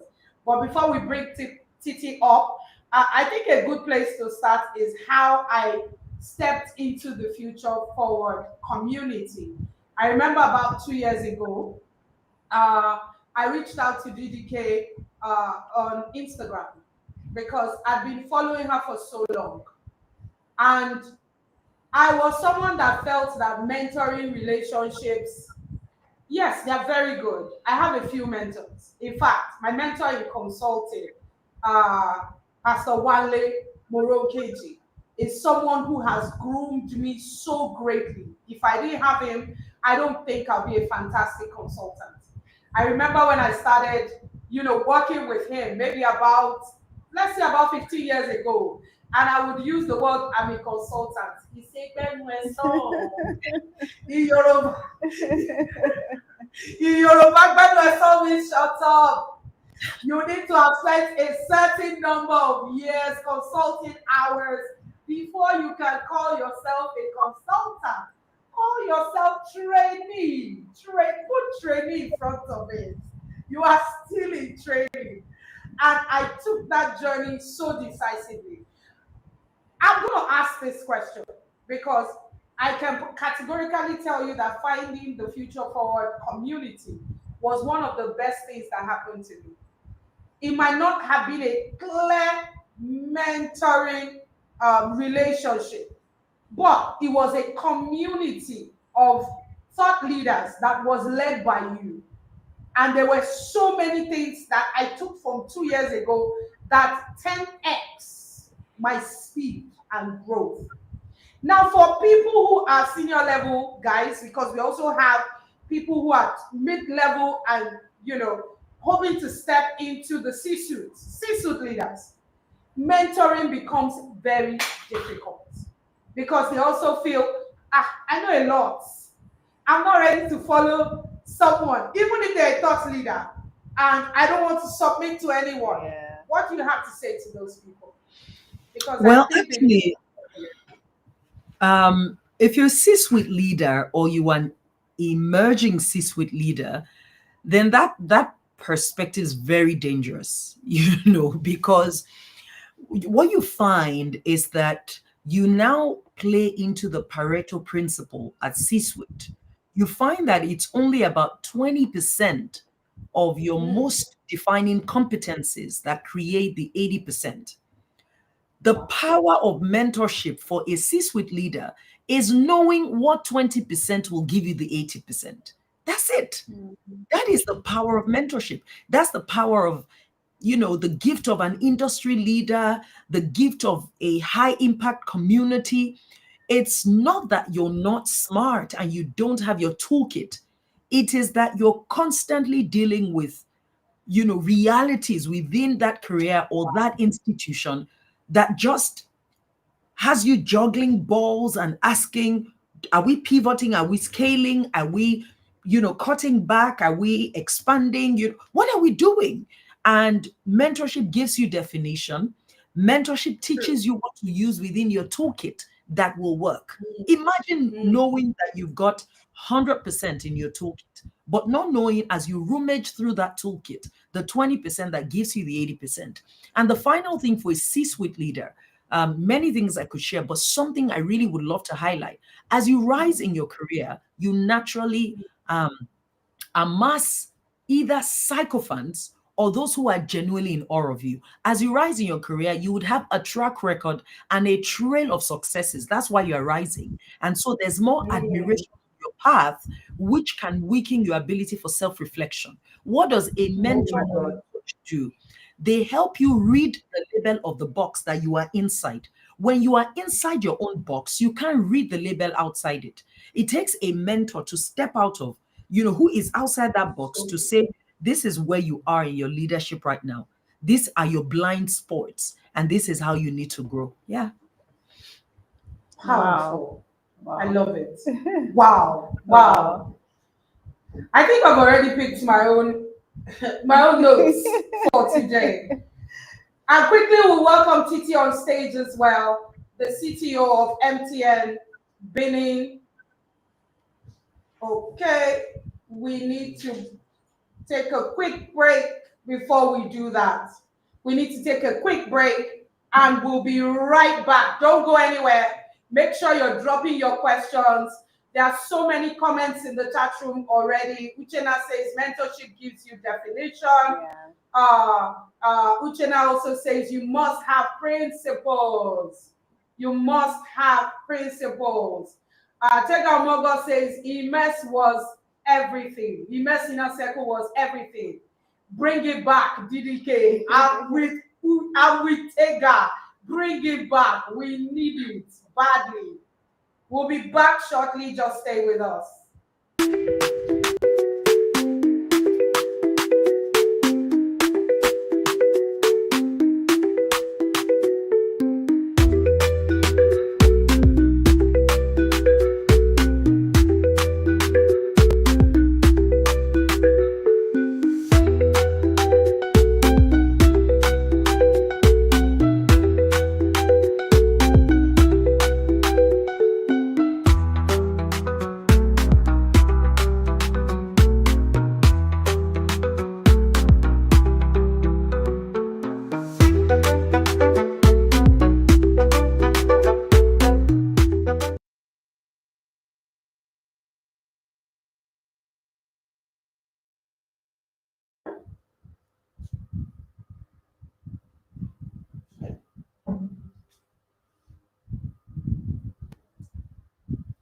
Welcome back, everyone. We just had a quick technical glitch there that we needed to fix in the studio.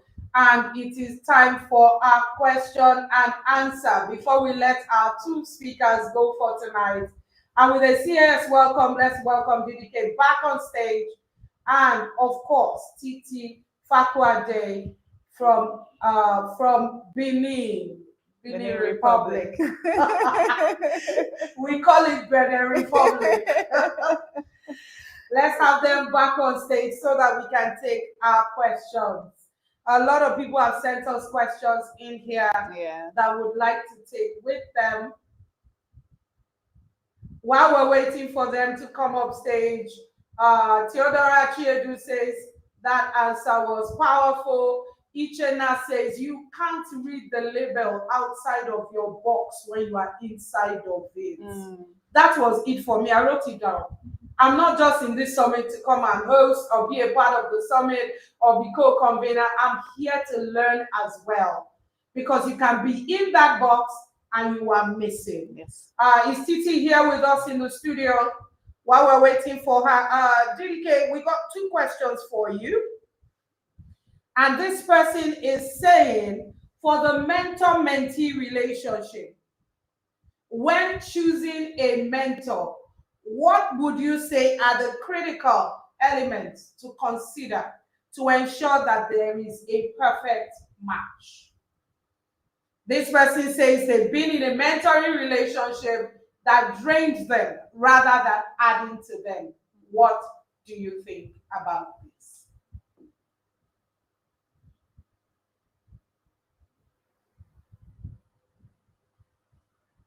DDK, are you there?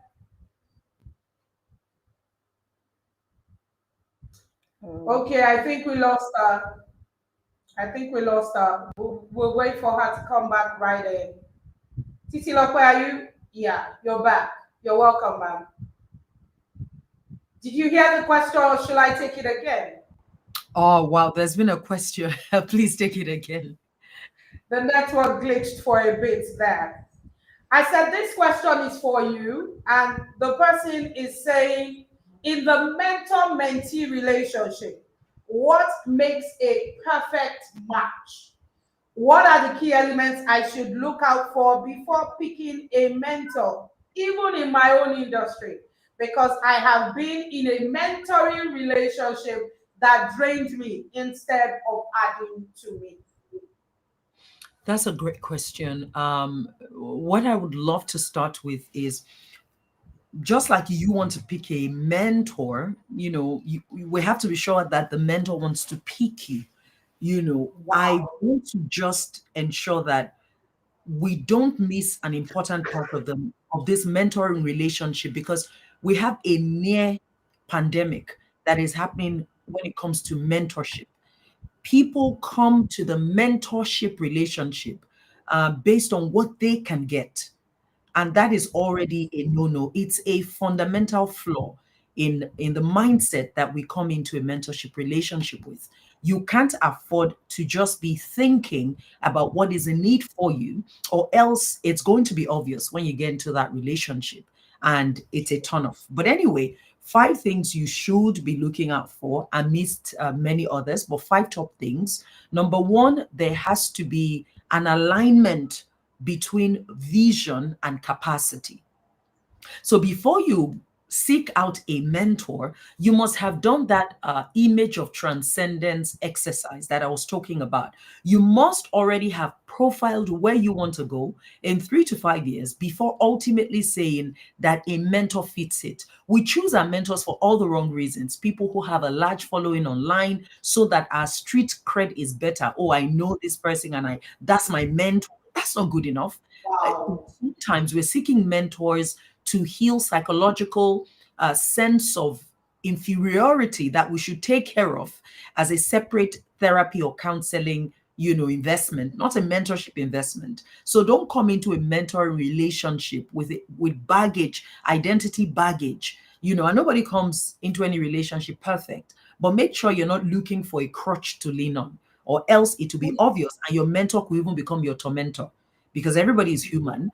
Yes. So the first thing is there a match between vision and capacity? My vision and my mentor's capacity. Number two, is there an alignment of values? My value and their values, right? If you're a believer who honors family life and you choose a mentor who is career driven and doesn't care, for family, and is a feminist and ridicules the concept of marriage, you could be led astray, or the things that matter to you will be dishonored, right? The third is that you have to explore if they have the expertise that really matters to you. I'm going to give a rather interesting example. Do you know that people make a mistake when choosing marriage mentors? People often choose marriage mentors primarily based on how long they've been married, but that's a very weak criteria. Because a person has been married for 30 years does not mean they have the competence to support you on the kind of marriage vision that you have. They may not have a great marriage, or they may not have your own kind of desired marriage. You see, so because it doesn't move me, oh, this person is married for 30 years, congratulations to them, but it doesn't mean I want to follow them. So is there expertise, not regarding what you merely need now, but what matters in your future career, where you believe you want to go next? The fourth thing that you ought to look out for, and we don't give attention to a lot, is there a match in the brand and credibility of this mentor, or will the controversy around their name be a future hindrance? We don't think about it, but it definitely matters. A fifth thing that I will always recommend you keep your eyes on mentorship relationship is access and accessibility. If you choose a mentor who is a high flyer, that's no problem, but you have to augment that relationship. You have to augment your needs with other kinds of mentorship. The moment you have a mentor who is an international speaker, a global voice, you may meet them once a year, and that may be all you can get, though they love you and are committed to you. But you then will need other kinds of mentors who may not have that level of expertise or exposure, but can still offer you a lot of value. And this is where I'll close on. Folake, I find that there are so many people who are aiming for mentors that are 2 or 3, significant cadres ahead of them, sometimes 5 cadres ahead of them. That doesn't offer practical value. If you're in the first 5 years of your career, you see, Mrs. Ibuko Awushika can't be your direct mentor. At best, you will attend live series with Ibuko Awushika, read her books, and follow on Instagram. But this one, you are entering a DM. You are 23. You want her to mentor you. You need more help than that type you are looking for. But because look, yeah, that's where I would stop. Wow. Wow. Okay, off the microphone. Oh my God. That's so powerful. So don't be overambitious in your mentoring goals. Yeah. Yes. Stay within the range of your growth. Yes. Because everybody has a growth paradigm. Yes. Wow. Thank you so much. I think with these 5 points, really, at the end of the day, if you can pick these 5 points, value alignment, vision alignment, knowing how to give value, not just take value. Yes. Because a lot of times in mentoring relationships, you don't pick your mentor. I say it, I mentor young people a lot. And I tell them straight, "Ma, I want you to mentor me." I just laugh. You don't pick your mentor picks you. Like, seriously. There is a level of value you have that your mentor wants to say, "I want to mentor you. You this child. You need somebody to look out for you and hold you, take you to the next level, open doors for you at a certain level that you need to answer." Thank you so much, DDK. I think the last one I'm going to ask you before I let you go is, what is the mentoring scope? What is the scope? Someone is asking, what is the scope that my mentor needs to tick for me? What is the scope of my mentor's involvement in my life? Because sometimes the lines can get very blurry. And I'll share my own personal experience. When I saw that question, it resonated because I have trauma around it. I've had a mentor that told me way back in 2020, when Facebook Lives were, no, earlier than that, when Facebook Lives were still a thing. She told me, "Get off social media. You're just making noise there. You shouldn't be there." And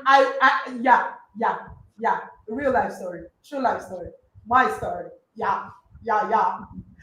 And I will put up stuff and she'll tell me, "Pull it down."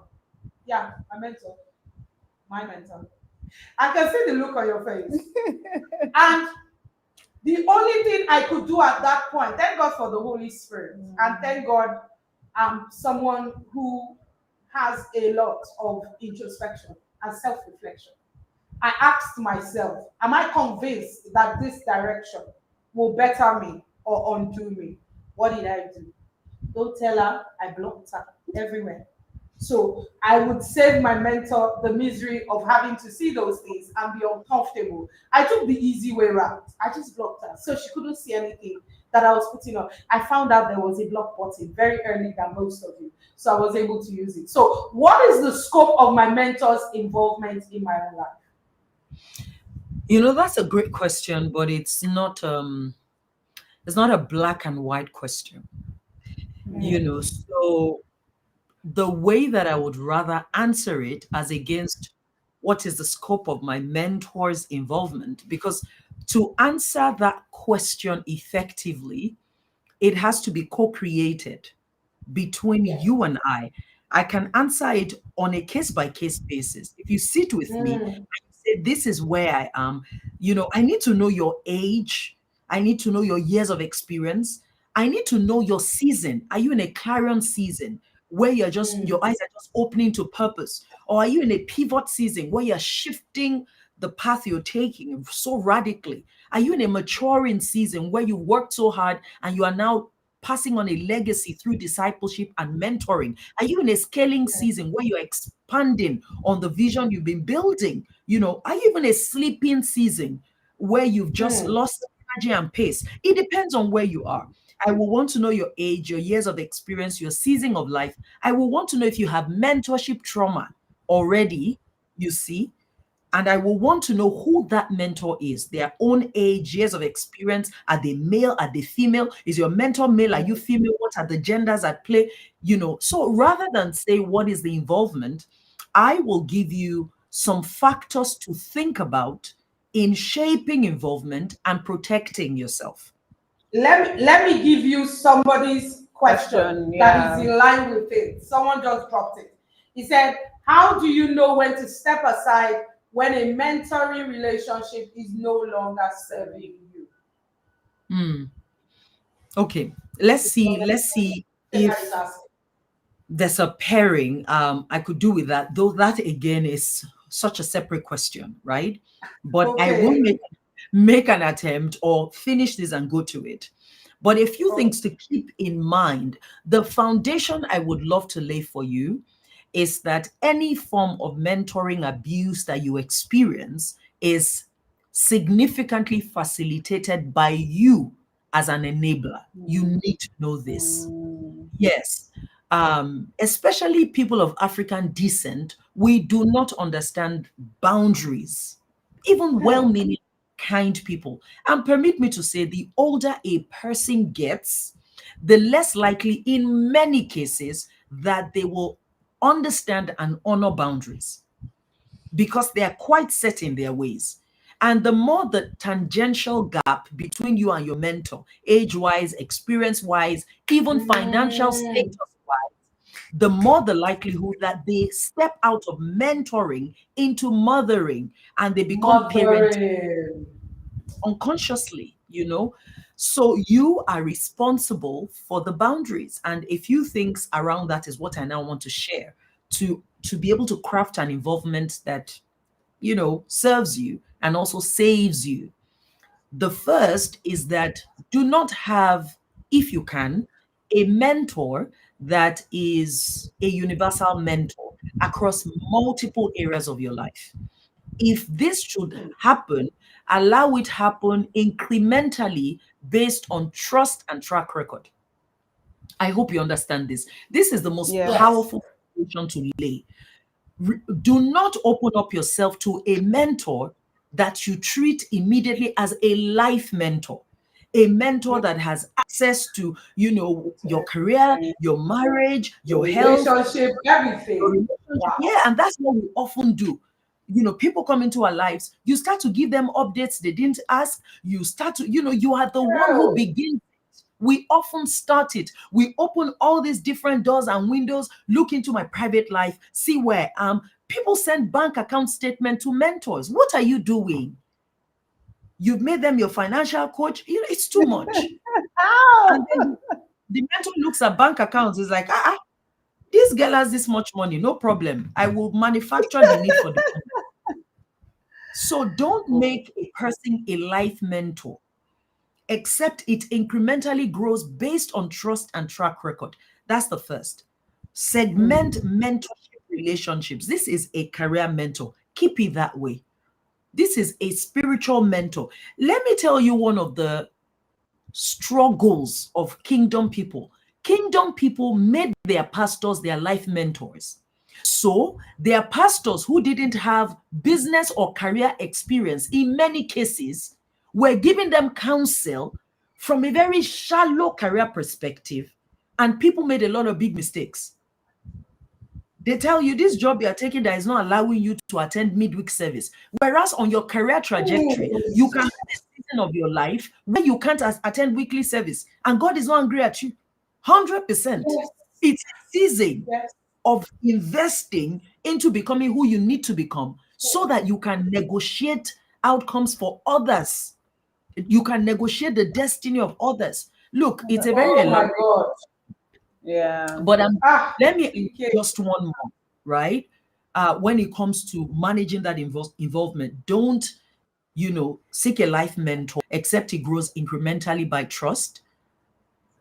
And then number two, I thought I had highlighted a second. That's why I said third. So I'm going to stop at number two. Number two, push back as against allowing things amass. if a mentoring relationship violates a level of, boundaries that you've set about something you will not be comfortable about, do not wait. We often wait and things amass, and you're just being nice and quiet and careful. So you have to manage that in between carefully. If I sat with a person, I can give them elaborate guidance. For the person who says, how do I know it's no longer serving me? I will say three things only to you. The first is that a mentor relationship is not a marriage. Ideally, about 80% of mentorship relationships ought to have an expiry date. You ought to come into that relationship knowing that I'm here for this. This happen, then we're good to go.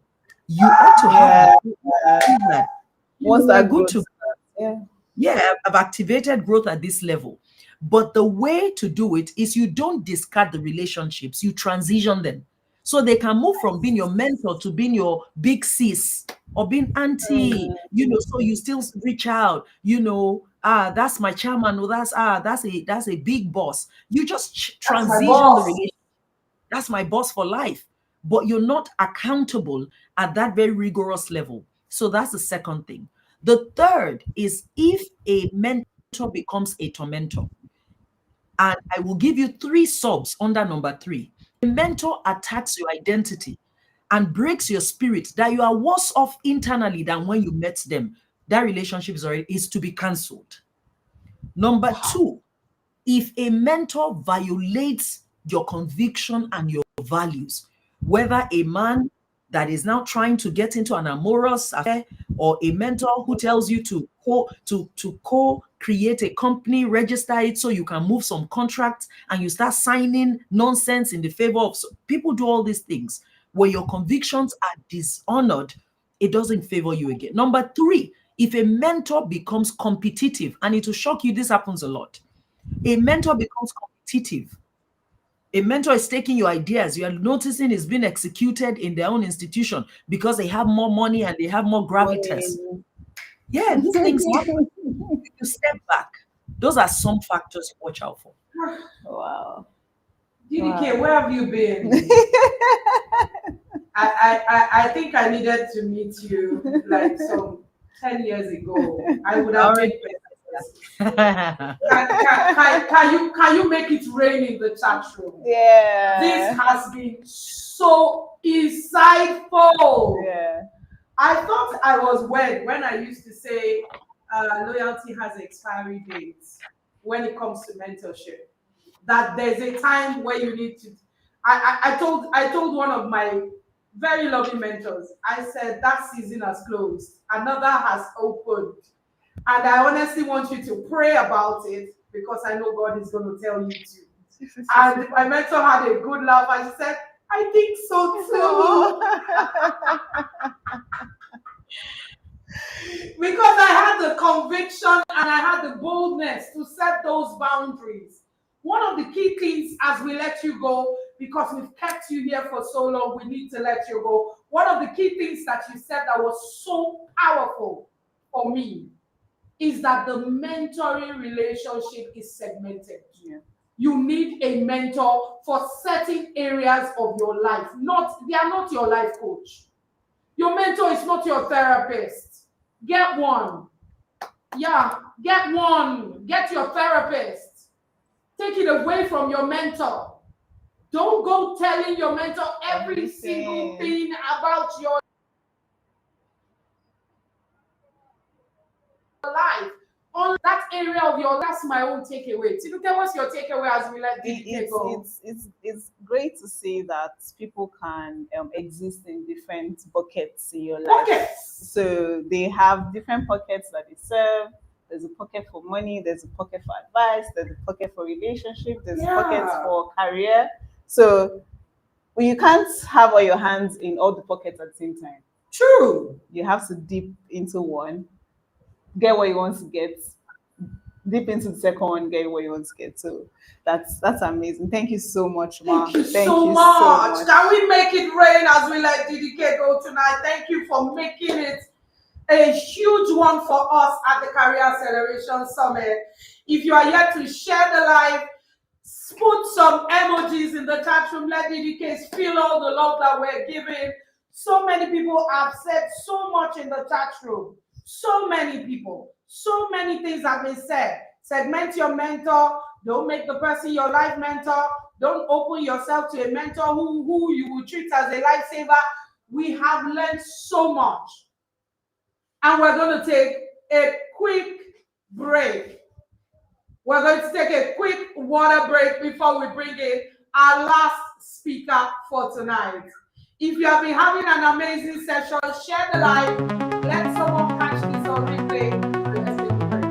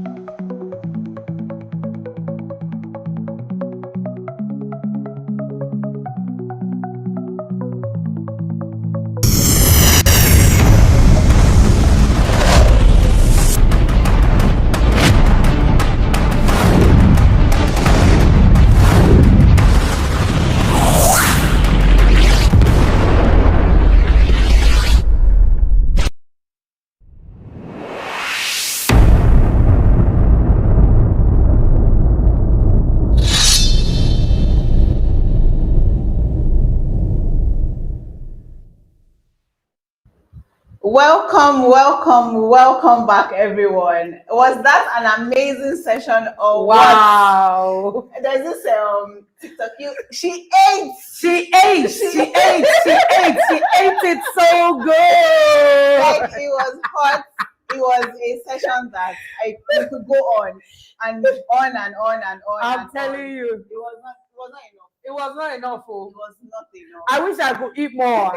But there's one more speaker in the house. Yes. You know, when we did She Ate just now, I just realized that we're both teens coaches. And we had to. We just had to go there. Yeah, welcome everyone. If you're joining us, if you're just joining us, we're glad to have you. Please let us know where you're joining us from. It's been an insightful session from the morning session now to the evening session. We've had Two amazing, amazing speakers. And trust me, this last one is nothing short of it.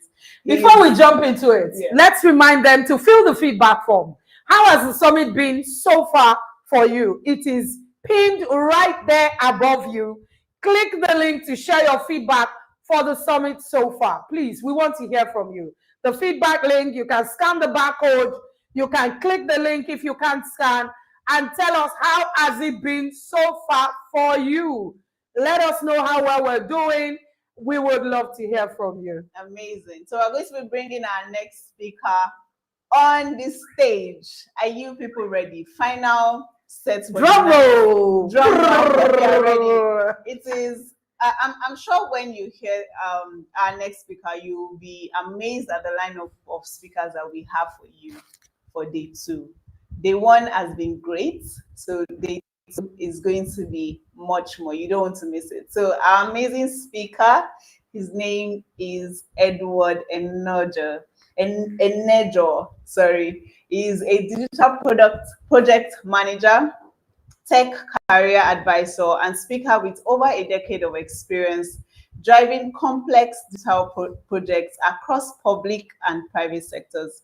He holds an MBA from Oxford University, Washington, D.C., and is pursuing a doctorate at the European Institute of Management and Technology, Switzerland, with research focus on AI and project delivery. As co-lead of the Education Interest Group for APM Scotland Network and host of the Vantage Point Summit UK, Edward empowers professionals and founders through thought leadership, events, and his Future PM newsletter and Edward Enejo podcast. His bold mission is to equip 3,000 professionals with future-ready skills by 2027.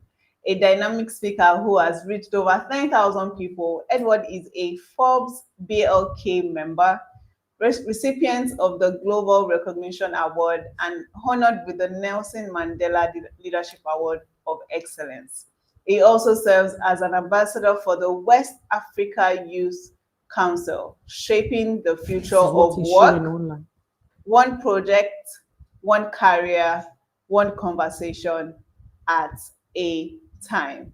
Ladies and gentlemen, with a standing ovation in your chat box, can we welcome Edward to our stage? Welcome. It's good to have you with us. It's good to have you with us. Amazing. Welcome, Mr. Edward. Welcome. Thank you so much. Thank you so much. Can you see me? Can you hear me? I am here. All right, fantastic. Thank you very much. Amazing. Thank you very much. Thank you for having me. Okay, I didn't see it on the screen and I was thinking, okay, I might feel backstage, but I'm excited No, to be you're here. here. We're excited to have you all the way from the UK. Yay! Thank you so much. I feel so honored to be here, and I'm thankful for the opportunity to share with us. I was backstage listening to the speaker that just left the stage now. Phenomenal speaker, has done a lot in Nigeria and even beyond. I've heard people spoken about this person and what they have said. There's no, as in, you know, when I say you are cutting the cable, there's no cable to join illegally anymore. Shatter the table. And the truth is that anybody who is here that is listening to this, they have saved you over a decade of stress that some people have gone through, and learning to undo it so that they cannot become themselves. They cannot become As in saving you from a history of trauma. Yeah. So I want to say that I honor the speaker, and I just want to say thank you for saying that. And if you're here, please ensure that your friends also listen to this, because it's gonna save you decades of trauma, like the host of this event have said. Thank you so much for having me. My name is Edward. You've heard all of those fantastic things, but I'm just somebody who has blood in the vein just like you do, and I breathe the normal air like you do. So I'm happy to be here. I'm just going to share a little bit of my story and tell you a couple of things that I do believe is going to put you on that stage where you can access global opportunities. And again, just want to say thank you for having me here.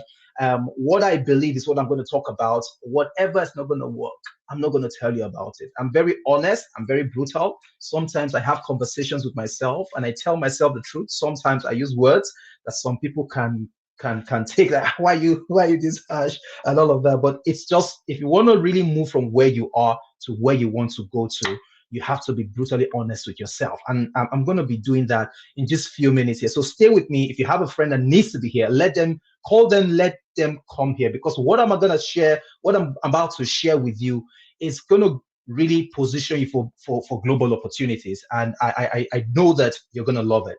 So again, thanks for the host and to the host for having me here. I really appreciate. I want to talk about something that is very dear to my heart. It is dear because I do believe that anybody, wherever you are, you should be able to play in the global space. I'm not saying this because maybe I'm in the UK and most of the people who are joining here, whether from Nigeria, outside Africa, or even outside wherever you're joining from.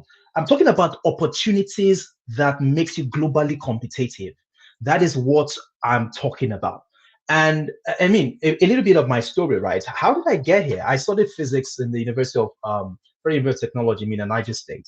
And I when I graduated, and I said to myself that I don't want to work in a lab, right? Or soldering semiconductors and doing all of those fantastic things that I thought I was going to do. I thought that I wanted to work with people, I wanted to solve problems, but I didn't know what that would be. And I had done a couple of things, tried to develop my skill, but I served in Sokoto State, and while I was there, I just volunteered with the IT department to enter data and all of that. Just stay with me. There's a reason I'm giving you this backstory so that you can begin to understand the patterns and begin to connect the dots. So I volunteered and I was imputing data and all of that. And I didn't know that the guys who were there in the room were the ones that are going to, post us to wherever they're going to be posting us to. And eventually they were like, wow, how many thousand students came?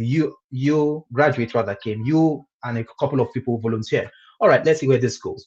So I got posted to NAFDAC, the heart of the city of Sokoto State, and I didn't have to go to local government, all of that. And then if you're a copper, you understand what this means. you're on federal alawi and all of that. So I was there, and I thought it was a good thing, and it's because I volunteered, right? I just did it not to impress anybody, because I like to add value. So I served in Sokoto State, and afterwards I'm like, okay, what am I going to do with my life? I'm very driven and all of that. And I'm like, maybe I'm going to start a business. And somebody had told me that, Edward, you're very smart, you're good. Maybe you should, just work for a bit and all of that. But before then, I won a scholarship to study project management. I didn't study this before, so I finished my first degree. I put it one side. I went to learn project management. However, I learned skills, all right? I'm saying this because some people feel that the course you read in your university is not relevant. No, I learned problem solving skill, interacting, communication, because I interacted with people in my classes and all of that. And when I learned all of this skill, when I was learning project management, I realized that I have been building all of this skill, and I told myself that, wow, this is lovely. So afterwards, the scholarship I won and all of that, I did internship, all right? And after internship, I was able to start working with a management consulting organization. I think it will be regarded as one of the top 5 or top 10 in Nigeria. And I worked there as a business analyst. I grew, became project coordinator, and I began to lead projects. And even where I was working on my company, my own business, as a contractor and all of that, I was leading projects. I said all of that for a reason. I realized that I needed a skill that I can trade in the market. And the way the world is right now, even coming to the UK, it's still project management that I'm doing. So project management literally saved my life. I'm an accidental project manager. I just stumbled on it, but it is what I've been doing right now. I'm working where I'm looking after projects that serves over 40-something thousand students, right? And the impact is massive. And I'm playing in this kind of stage because I have a tradable skill. I'm reminded of back in the days when, there's small market days, the big market day, and all of that. And coming to the UK, I realized that, I meet some people who struggle with transferring their skill in the global stage. And I now realized that most of us were not really taught how to communicate, all right? Communication is not that I'm speaking, you're hearing me. It's not just that you sent an email. Communication is beyond that. And I realized that most of us were not taught how to write CVs, because I've seen people who struggle to, you send a CV and it doesn't come back like you were ahead. I've seen that these are skills that we need to pick up if we want to play the global stage. Back to my analogy of the small market, the big market. I realized that coming here, that I've been playing in a small market, and there's nothing wrong with that because you have people who are trading with you. But nobody should exist without, if your skill is not globally competitive, right? Then it means you're leaving money on the table. When you begin to trade in your skill and you are being paid at a global currency, then you realize that, wow, there is so much value you are adding to the table. I just want to work with people who are solving problems. If you're not solving problems, then it will look as though that you are begging for a job. But when you're solving problem, you are not begging for a job, because you are the talent that companies want to hire. And that's what I tell people, that when you show up like the talent that companies want to hire, you are not the one that will be, I need a job and all of that. You don't need a godfather, right? And this myth about, tech and all of that, I'm not tech, I'm not this. Let me tell you a story. Back in the days, technology was as simple as two rocks coming together, striking each other, and fire coming out. That was technology. All right. Most people think that technology is coding, all of those fanciful, gargantuous things and all of that. That yes, is a version of technology, but it is not. Technology is anything that makes your work easier, faster, and all of that. So we move from striking rocks together to produce fire to developing what they call an abacus. Remember what an abacus is? An abacus is the calculator. It was the first version of it. That's technology. I said all of that to say that we are in an age where technology has advanced to, yes, AI, and things like that. And people are saying, I'm AI powered, AI this. When calculators came, accountants didn't call themselves, I am calculator powered accountant. It's a tool to do the job. So because AI, it doesn't make you special. Hear me. Because AI, you have an advantage. All right. And AI is not what will give you that, the job. You will not get the job done. It's a means to an end. If you want to position yourself for global opportunities, then you need to begin to speak the language of the global stage. You need to begin to assess your skill and present it to the global stage in such a way that they begin to see the value that you have. You can trade it and be paid higher. I know people. I'm not trying to promote any brand here, so I'm not going to call names. I know people who are in Nigeria that are doing businesses, whether as a VA, as a project manager, project coordinator, and all of that, and they're being paid in dollars, US dollars, right? Imagine that you did a project, they paid you $3,000. You convert that, depending on the exchange rate right now.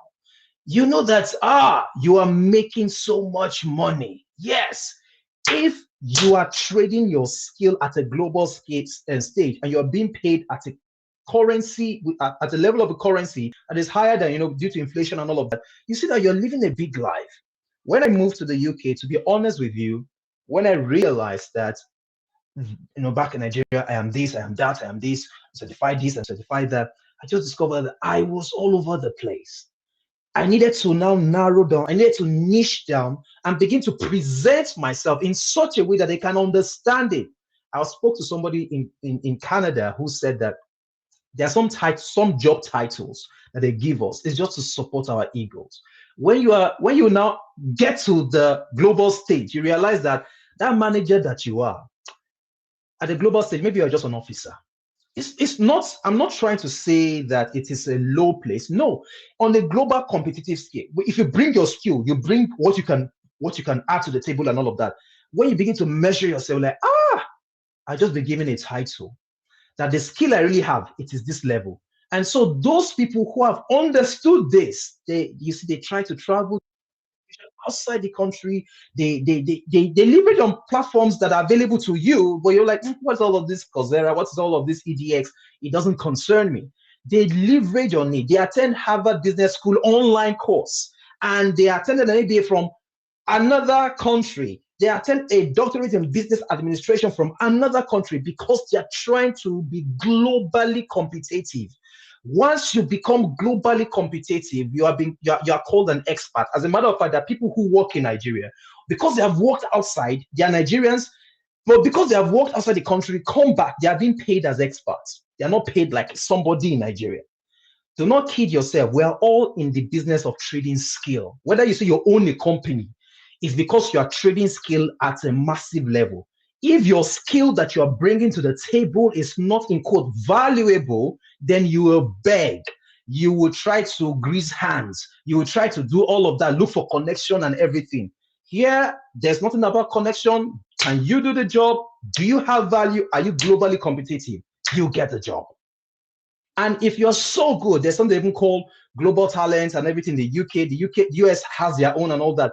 It's for people who are globally competitive. And I've put together a framework that I walk us through that will help you assess yourself, identify the skill that you have so that you can present yourself to be globally competitive. I told you my story. Let's say your story will make sense when you try to connect the dots backwards. I connected the dots backward and I realized that, oh, I've been doing this all my life. I'm tech driven, yes, and all of that, but it's not just about, I have the skill, I can do this. You can't be all things to all men. You have to choose one thing so that you're an expert in. You have to build your brand. At the global stage, it's about how you present yourself. It's about the value you bring to the table. And so if you stay with me, I'm going to walk you through a framework. And as a matter of fact, I created a bot. I'm going to give it to the organizers. You can use it to help you assess where you are and the career path you can choose. All right. So you want to be globally competitive. If you are not, I'm sorry to say, then you're a local champion. It doesn't matter if you are the peak of your career. If that skill you have, you cannot trade it globally, you're a local champion. When I came to the UK, I told myself, Edward, you've been a local champion all your life. You didn't know it. Because it took me a while for me to assess myself and understand how to present my skill to the global stage, how to communicate in such a way that I can hold a conversation, hold the attention of people, and communicate my thoughts clearly and very simple in such a way that it doesn't bore people out without talking all over the place.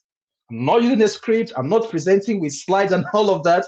I just have my framework and I'm going to walk you through it. It's the same framework that I have used to help people, even in the UK here, to help them reassess their skills so that they can be globally competitive. They can be competitive and become the talent that companies want to hire. If you position yourself like a talent that companies want to hire, irrespective of your location, you will always get the job. You'll be working with people in Seattle, in Canada, in the UK, wherever you are. And that is how you need to begin to think and see yourself. I am a global talent. Whatever the skill I'm bringing on this table is a tradable skill. Most people don't know. You see, on your CV, you feel that, oh, those skills you write there, problem solver, good with people, and all of that. They are not nice to have. They are skill that makes them know that you are globally competitive. Funny story. I was talking to somebody who came into the UK, and the guy said that he applied for a job, and they said that based on your CV, you don't have this skill. You can't do this. The guy was like, I can do this. The guy was a manager in one of the big banks in Nigeria. I was like, how would you just sit down and just conclude that he cannot do it? I was like, you didn't communicate it. If you don't say what you know, nobody will assume that you know it. So now here's what I did when I came to the UK. I realized that, okay, I need to reposition myself. First thing I did was to strip myself of things that were making me look as though I'm all things to all men. I needed to niche down. You have to choose a niche. Yes. And that's the hardest thing for most people. Oh, I can do this. I can do this. And sometimes some of the, your organizational faith have told you, God gave you the gift so that you can use it. And so you are now confused. You're not even confusing the person you need to serve. They're like, who are you? All right. Nobody will allow a veterinary doctor, all right, to try to give birth to or to deliver their baby. right? They are doctors, and no offenses to veterinary doctors. It's a very, very good profession. People, they are paid highly, especially for those who have, pets and all of that. They pay highly for veterinary doctors, right? But if your wife is in labor, if your sister is in labor, if you as a lady, you are in labor, you will not allow somebody who is not a specialist to deliver you, right? And that is how it is with a job. Why would they give you the job? Because you are looking good, because you went to one of the schools that they rate in Nigeria. Why? If you don't show yourself like you have the skill, if you don't position yourself, as a matter of fact, people who are very skillful, they call them, they headhunt them. They don't even apply, they headhunt them. They're like, I heard about you, I want you to do this job. They poach them from organization. They poach them. In fact, they poach them because they are very, very skillful and they know it. As a matter of fact, when they're in interview, they'll tell me, why should I work for your company? When I came to the UK, I got to that point where people reach out to me. Even last month, I still got somebody reach out to me, my LinkedIn profile. Oh, I have this contract, blah, blah, blah, and all of that. And I'm like, it's not a good fit for me because it will make me move my company, my family. And I'm like, I don't want to do that, right? And where I'm working right now, I love the place and I don't want to move. When you are valuable, you will choose where you want to work. All right. So I said that you have to be a specialist. All right. And that's one of the hardest things that most people do. And you have to have a skill that the world is willing to pay you for. We're in an age where there are certain job titles that didn't exist 6 years ago, they now exist. 5 years ago, even 3 years ago, they didn't exist. And so if you're trying to say, but I went to Covenant, I learned this thing. I went to this federal, blah, blah, blah, I learned this thing. I just finished my doctorate in this thing. If that skill is not tradable globally, you are holding on to something that is sinking you. It's called the sunk cost bias because you are so much invested in that thing. And sometimes you need to give up so that you can go up, right? You need to give up what you have been used to so that you can go up to something that is new, right? So what is this framework? I call it the smarter. You have to be smarter to be globally competitive. So it's a smart R framework, smart with an R at the end. And I'll tell you all of this. You can use this skill wherever you are, and you can use it to position yourself afresh. It is the same thing I did to reposition myself, to retell my story so that people can begin to see the value that I have and I can bring to add value to organizations and things like that. So if you work with me, I'm going to walk you through this. The first thing you need to do is called skill mapping. Yeah. You see, the power of skill mapping is what tells you, what identifies your value proposition. It is not the course you read. It is not the university you went to. So irrespective, whether you went to a polytechnic, in fact, whether you have not gone to university, I've met people who have not gone to university. But when you hear these people talk, they can create universities. In fact, I've met one that created university, eventually went to university and all of that. And by the way, some of the greatest people, Facebook and all of that, it seems as though they didn't go to university or they didn't complete it. It's because the level of knowledge and information or value they have, it was beyond the four walls. Or maybe they had not created the curriculum, but they understand the skill that they have and they were able to position themselves. The first thing you do is skill mapping. When I moved to the UK, I was all over the place. I was just applying my generic CV and everything. I wasn't getting traction. I called one of my friends who is a project manager. He's been in the UK, 5 years before me. So he told me that, Eddie, I know that you have done this, you have done that, you have done this, but see, these are the level of skill that they need. And some of them, they need to see that you have done it here before. And I worked with him. He was able to break down my skill. That's when I knew that, so this is the skill I have.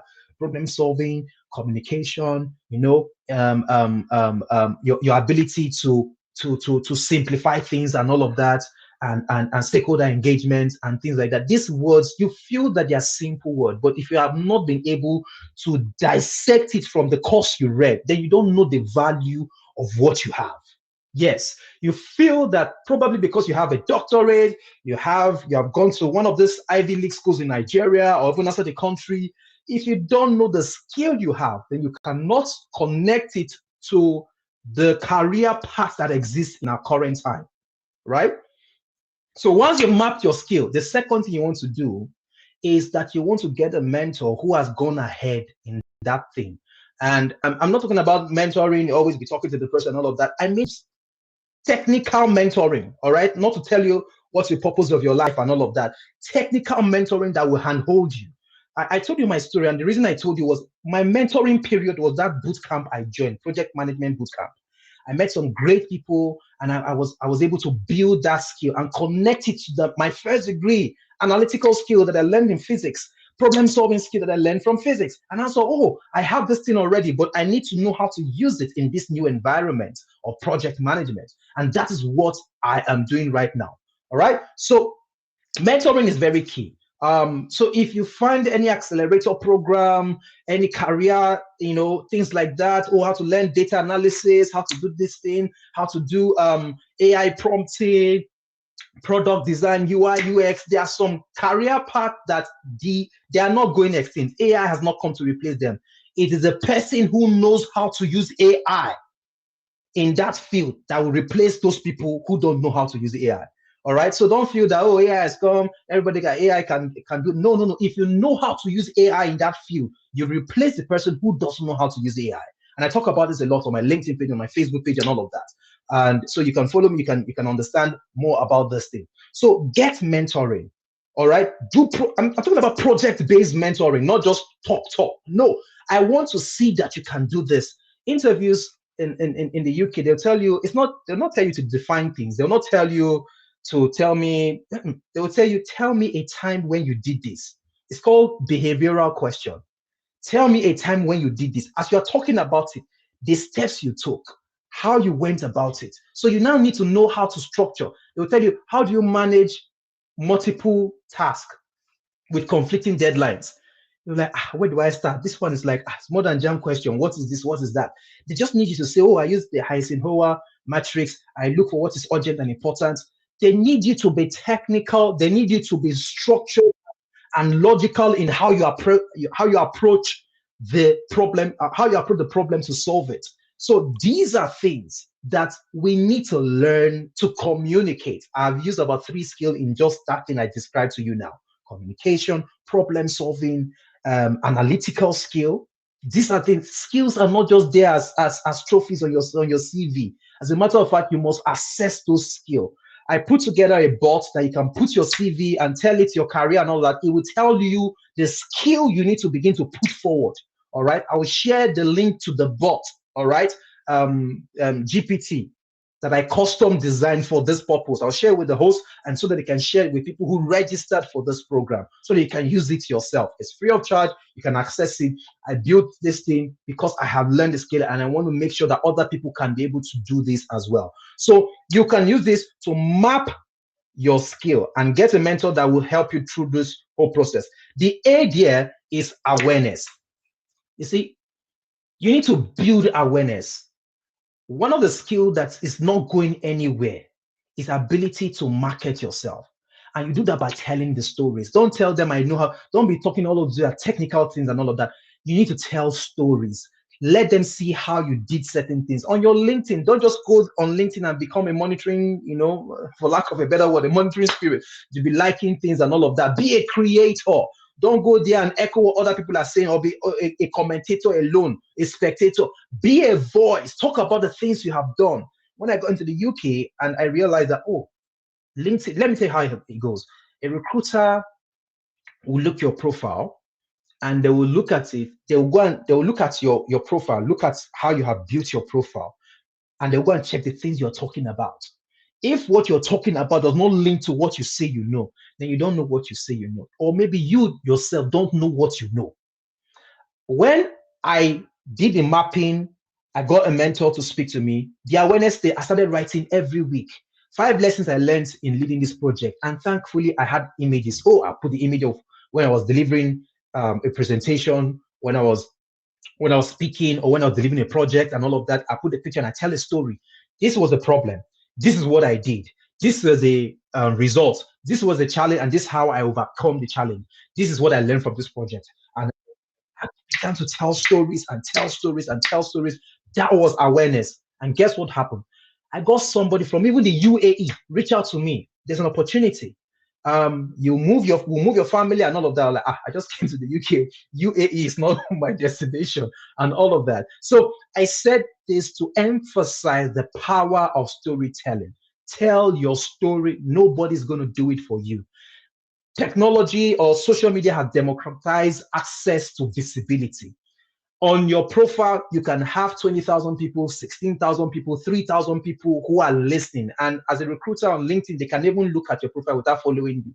And that's where recruiters find people. All right. I've seen, there was somebody who, I have a platform called Marketly Hub where we do webinars and all that to help the people in the UK who has transitioned and they want to be able to, reposition themselves because this is dear to me. And one of our resource person who works in the UK as a tech salesperson, all right, decided off their career as a digital marketing. And before they left Nigeria, they're working with a company in Canada because they positioned themselves and they told stories well. Everybody in this generation must learn how to tell stories, must learn marketing, must learn sales, must learn communication, how to write well. And ChatGPT is there to help you. You need to learn how to use it. There is a way to use it beyond just write this and not make it sound so, wrong. Like it's still a human. So use it to tell your stories very well. The next thing I will say is that you must rehearse communication, read what you're saying. If you're going for an interview, rehearse what you're going to do in the interview. So that's what you're going to do in the interview because you become comfortable in communication. Some people don't know how to speak, how to communicate. It's different from the one you do at home with your friends, with your spouse, and all of that, or with your peers in the office. When it's in an interview, international one, you now realize that you needed to know how to communicate better.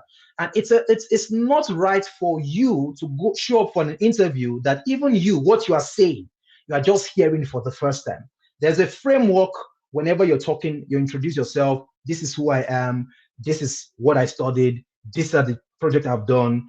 And, this is what I'm passionate about. And if they ask you to tell me a time when you have done this, there's a framework called, there's a STAR framework. I want to introduce you to CARL. CARL is CARL. You give the context, you say what you did, which is the action. You tell them the results, and you tell them the lesson you learned.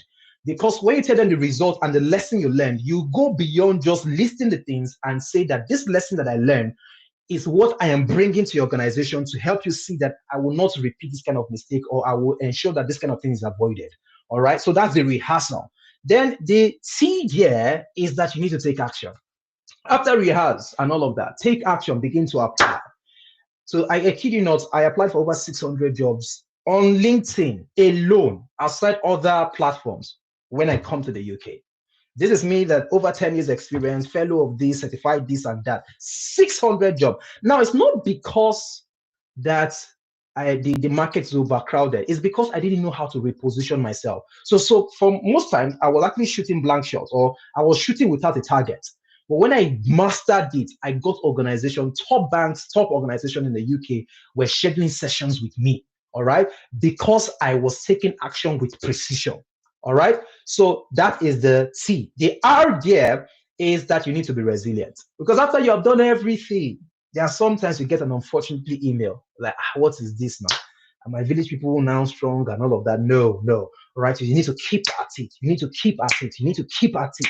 Keep going, because there are global opportunities with your name on it, but you need to become the talent that the company or the organization or the contract or whatever needs to engage. And that is the work. So you need to be smarter. So if you've learned what it means to be smarter, type smarter in in the comment section. Let me know that you have learned something. I'll just say this last thing. I don't know if anybody know Steve Bartlett. He owns this podcast called The Diary of a CEO. And he recently posted, a couple of months ago, he posted how he hired a people person of their culture and all that. And so because there are a lot of talent who can use ChatGPT to write CVs and all that, so most CVs lacks soul. All right, the soul there is your story. Tell your story. Even if you transition from biochemistry to this, to that, let it be clear. Tell them why you transition. Oh, I discovered this, I did this, and all of that. So you need to be authentic. All right. So here's the thing. He was interviewing for a role, and the lady just recorded a video and just said, I've gone to your organization, I've seen this. This is how this could be better and all of that. And just pitch herself, because video has come to stay. there is a link called ResLink. ResLink, like res for resume, ResLink. It helps you to create a CV and record yourself. It gives you this, you can put the script together and record yourself. Imagine a recruiter is going through CVs and now see your video. And like, it sees your personality. And if you're very good and all of that, wow, I love this warm personality. I will schedule an interview with this person. And sometimes when you go to network on LinkedIn and to a recruiter and all that, just send that your ResLink resume. So it has your PDF CV and also a video that introduces yourself. Immediately they see you, they connect with you. If you're very good though, or if you learn to communicate and they can connect with you, I'm like, I want to jump on a call with this person right away. And you be ready, be ready. Don't say that, there's no light. Be ready at all times. There must be data on your phone, there must be light, there must be well-lit environment and all of that. I hope that you learned something very phenomenal from this thing, this session right here. These are some of the things that will position you for global opportunities. But I just want to re-emphasize that the global opportunities are out there. There are people looking for you, but you need to become that talent. Irrespective of whatever you studied, you can tease out your skill and you can even transition. You did statistics, there's data analysis that is there. You did computer science, whether it's AI, machine learning, and all of that, you can scale up. You did human resources, you can become a project manager, all right? And you can be working in the tech space.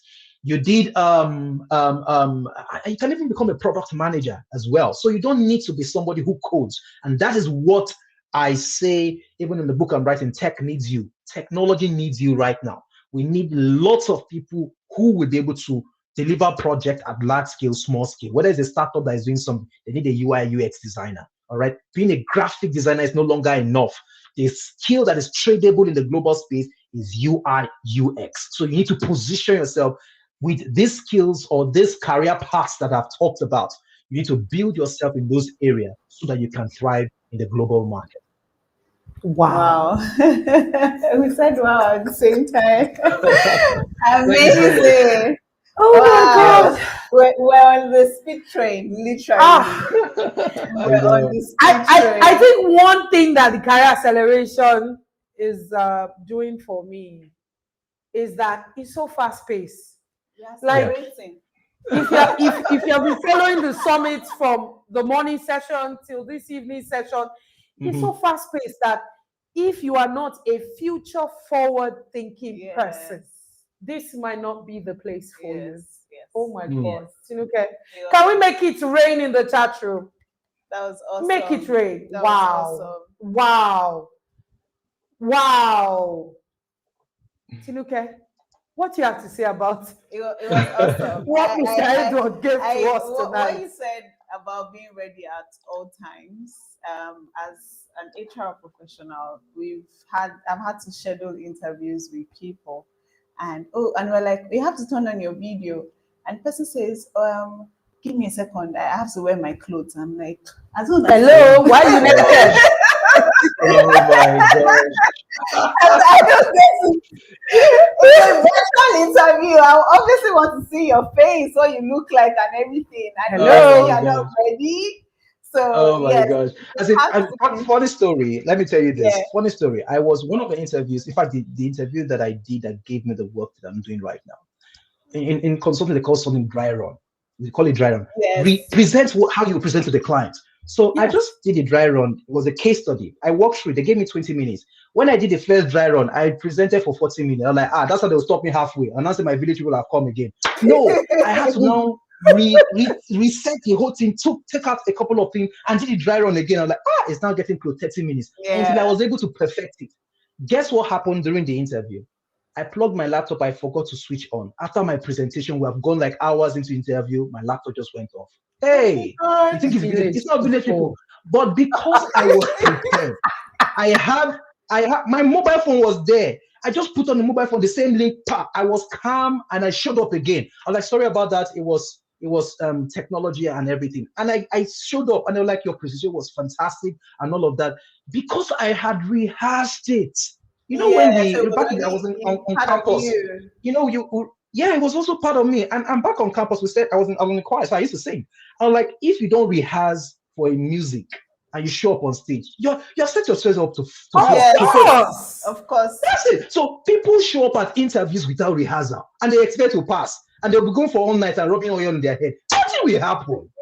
Not them. Nothing will happen. I think it's you have to rehearse. That's why I say it's a crime Oh my that God. what you are saying in interview, you are hearing for the first time. You're not serious. Even the salespeople, they do rehearse, they do roll call, and you want to go and get a job and be a talent that companies will hire, and you don't rehearse. I don't know.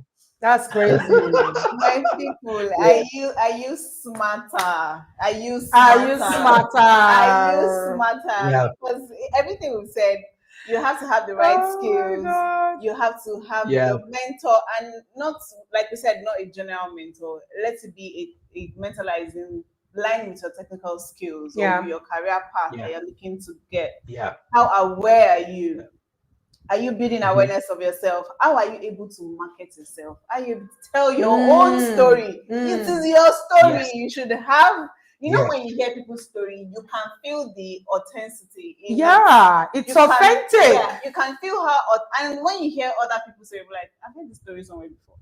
It does not match up. This is a copycat something. I'm So, telling you, how authentic are you with your, and funny how everybody's experience is unique. so different. There is something that is unique about your experience that you can highlight Yes. wherever you find Mhm. yourself on social media. What are you using your LinkedIn platform to do? How are you using Yeah. it to tell your story? True. How are you rehearsing? While you were speaking, I remember that our convener, Coach Folake, has a book called The Art of Small Talk. Yeah. Yeah, so if It's a very powerful book. you are having issues With With conversations, connecting conversations. conversations, how to stand out in a conversation and not shy away from a Yeah. conversation.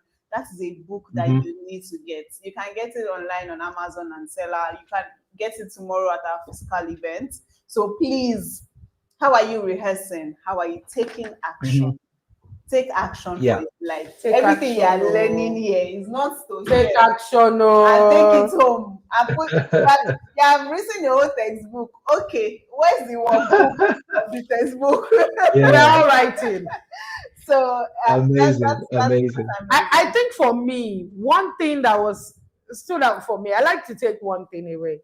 And strangely, every single speaker has said it today, from me to the last person. Yes. Be a specialist. Yes. I'm sure you didn't even know, because I know you've been at work all day, but you said it again. All this, I Wow, do everything. You have one No. CV, you're applying for 25 jobs. It's a I don't crime. understand. Are you okay? Every job has its own CV.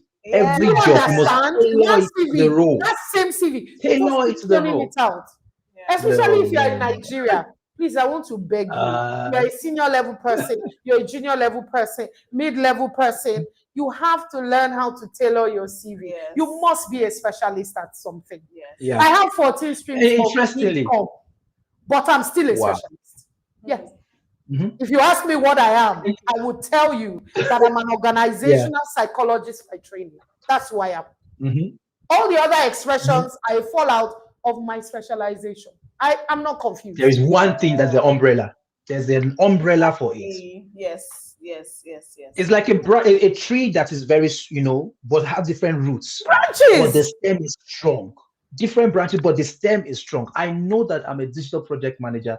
As a result of that, I can do this, I can do this, I can do this, I can do this, I can enter the sector and all that. Yes. And interestingly, one of my senior professional, who was my consulting, mentor and all of that, he told me something. He said, Edward, there are jobs, and I say this to somebody on this call, there are jobs in Nigeria that are available to, they call them program director, they call them country manager and all of that. They look big, but what they are looking for is a project manager. And you can become a project manager for a global organization that is headquartered in US, in Kenya, in South Africa, but somebody who is a country director that they need. And you have the skill already, yet you are begging for somebody and going for all-night prayers because you don't know what you have. And if you know what you have done, reposition yourself. You can become that country manager. Yes. Become that country manager and begin to tell stories, all right? And begin to make impact as well. So tell your stories, let them see that you have done it before and all that. So Amazing. Wow. Let your skills, let your skill be globally competitive And transferable. and transferable. You need to add that. Amazing. You must be able to Amazing. replicate it. I have a question Yeah. here. So someone Before we let asked you go, we have a um, few questions. just a for No you. few worries. questions. What would you tell someone who feels like they are late to start a tech-driven global career or a global career in that sense? You know, while you were speaking, you mentioned how someone you think in Nigeria, you are in the C-suits, so you met your peak. Whereas Yeah. when you put yourself in the global scale, They will humble you. You will fall from the yeah, table. that's passing. Yeah. So what would you tell that person? How would you tell that person that they are not late? What do they need to get in to drive themselves to start again and Yeah. keep the ball running? So it's a very, very good question. And I hear these questions most of the time because I mean, I coach people in the UK and all that. I meet people who have worked in the bank for 10 years. And because somebody that doesn't know so much about this thing, they say, go and start from the bottom. I'm like, no, you don't need to start from the bottom. Identify your transferable skill. So first thing you want to do, first of all, an assessment of where you are, what you have done. Look at it for what it is, not based on the lens of your location, so to speak. Global space. What was that skill? You were coordinating things, you were doing that. What was that skill? You have transferable skills. So understand that first. And age is not a barrier. I mean, there's no discrimination in age, all right? Whether you're 40, whether you're 50. I have colleagues who are above 50 that I work with. Yeah. All right. And it's not a barrier. They do their job very well. So nobody would discriminate you. I think that conversation is an inside job. You just, it happens in our minds. And it's okay for you to feel that way, but you just need to tell yourself another story. You need to tell yourself the other truth. All right. That is a fact. But the truth is that you have this whole thing and you can still add value and all of that. So first of all, you need to map your skill and identify the transferable skill. All right. Even if it's another sector. I spoke to a lady who had worked in the pharmaceutical sector, and I was like, I said, oh, I love spreadsheet, I love numbers and all of that. She's in the UK here, and she did a master's in pharmacy. But of course, coming to the UK, the whole licensing transition, another 5 years, you're like, I can't do this anymore. And she now said, where does she port into? I like, from her assessment, I said, you're a data analyst. She's like, wow, how did you know that? I love numbers, I love spreadsheet, I love this, I love that. So now the gap for her to cover is a 6 weeks program that tells her how to use these digital tools, Tableau, Power BI, and R, and all of that. And then you can now position yourself, leveraging on your previous experience. The same story you will tell, but just tell it in a way that is relevant to the data part, all right? Forget all the technical, pharmaceutical, details and all of that, but just the technical. So you need to tailor your story to the situation. So that's one of the things I learned. I work with development sector. I work with, Folake knows my story, right? Coach Folake knows my story. I do. I had to tailor the things to what is relevant that they want to hear. Because you'll be doing yourself a disservice by telling them everything. So you need to find what is relevant. Just like a movie. If they told you that before this person went to the meeting, they took their bath, they had this breakfast, they burned the egg, they now fried another egg. Who cares about that? Can you just go straight to the point? So find what is relevant, edit your story, all right? And tell the story in such a way that somebody will fall in love with it. And that's what they do in movies, all right? Get a hook, find interesting elements, and make your story interesting because you are interesting. Tell your story. So tell your story. Wow. Yeah. You know this storytelling is another recurrent conversation today. And I think we can't emphasize it enough.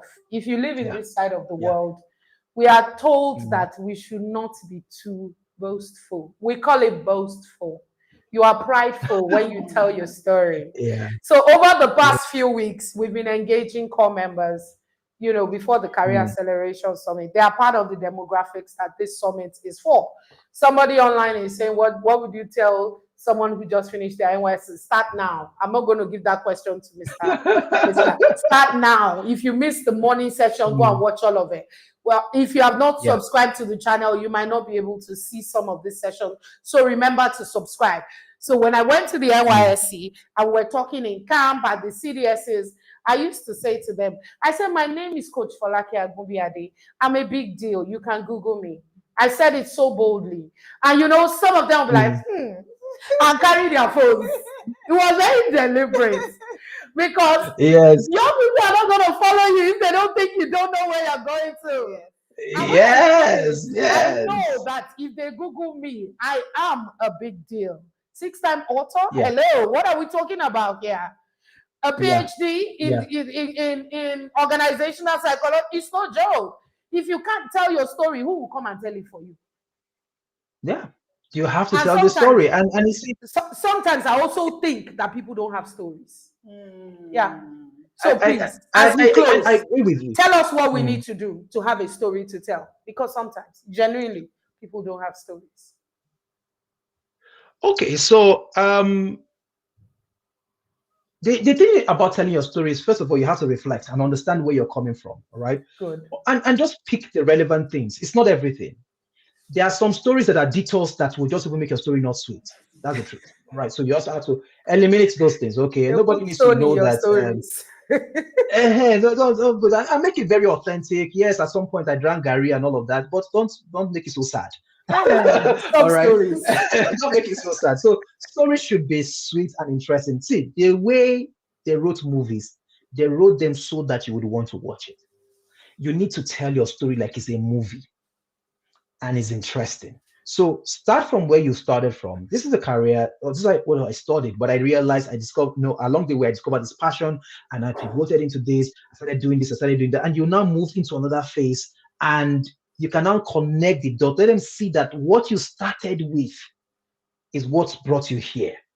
My story, I traced it back to when I first of all encountered project management. It didn't come on the surface. I had to process it. Where was it? And I told the story on LinkedIn. We're in a meeting.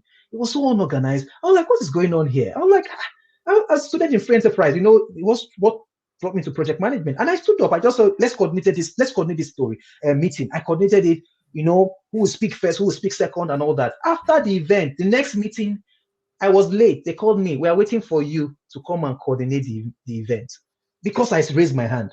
So I said, I got into project management because I raised my hand. In the university, I found that story. What is your story? It cannot be my story. All right.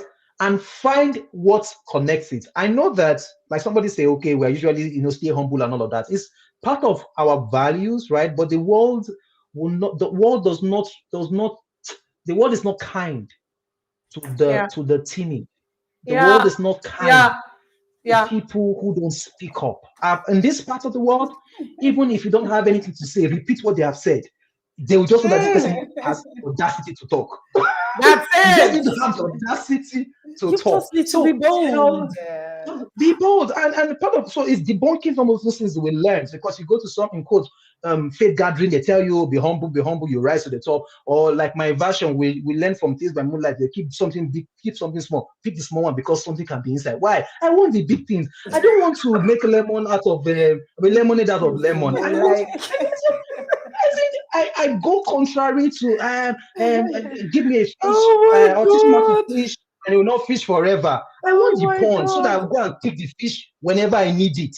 So you need to debunk some of all those things they told us as parables, as all of that. Know what you want and go for it. Wow. If you don't know what you want, it's timidity that's making you humble. You don't believe in yourself. You don't know what you want, so you just be eating the crumbs. The global stage is out there. You are busy selling in front of your house. Go to the main market day. Customers are there.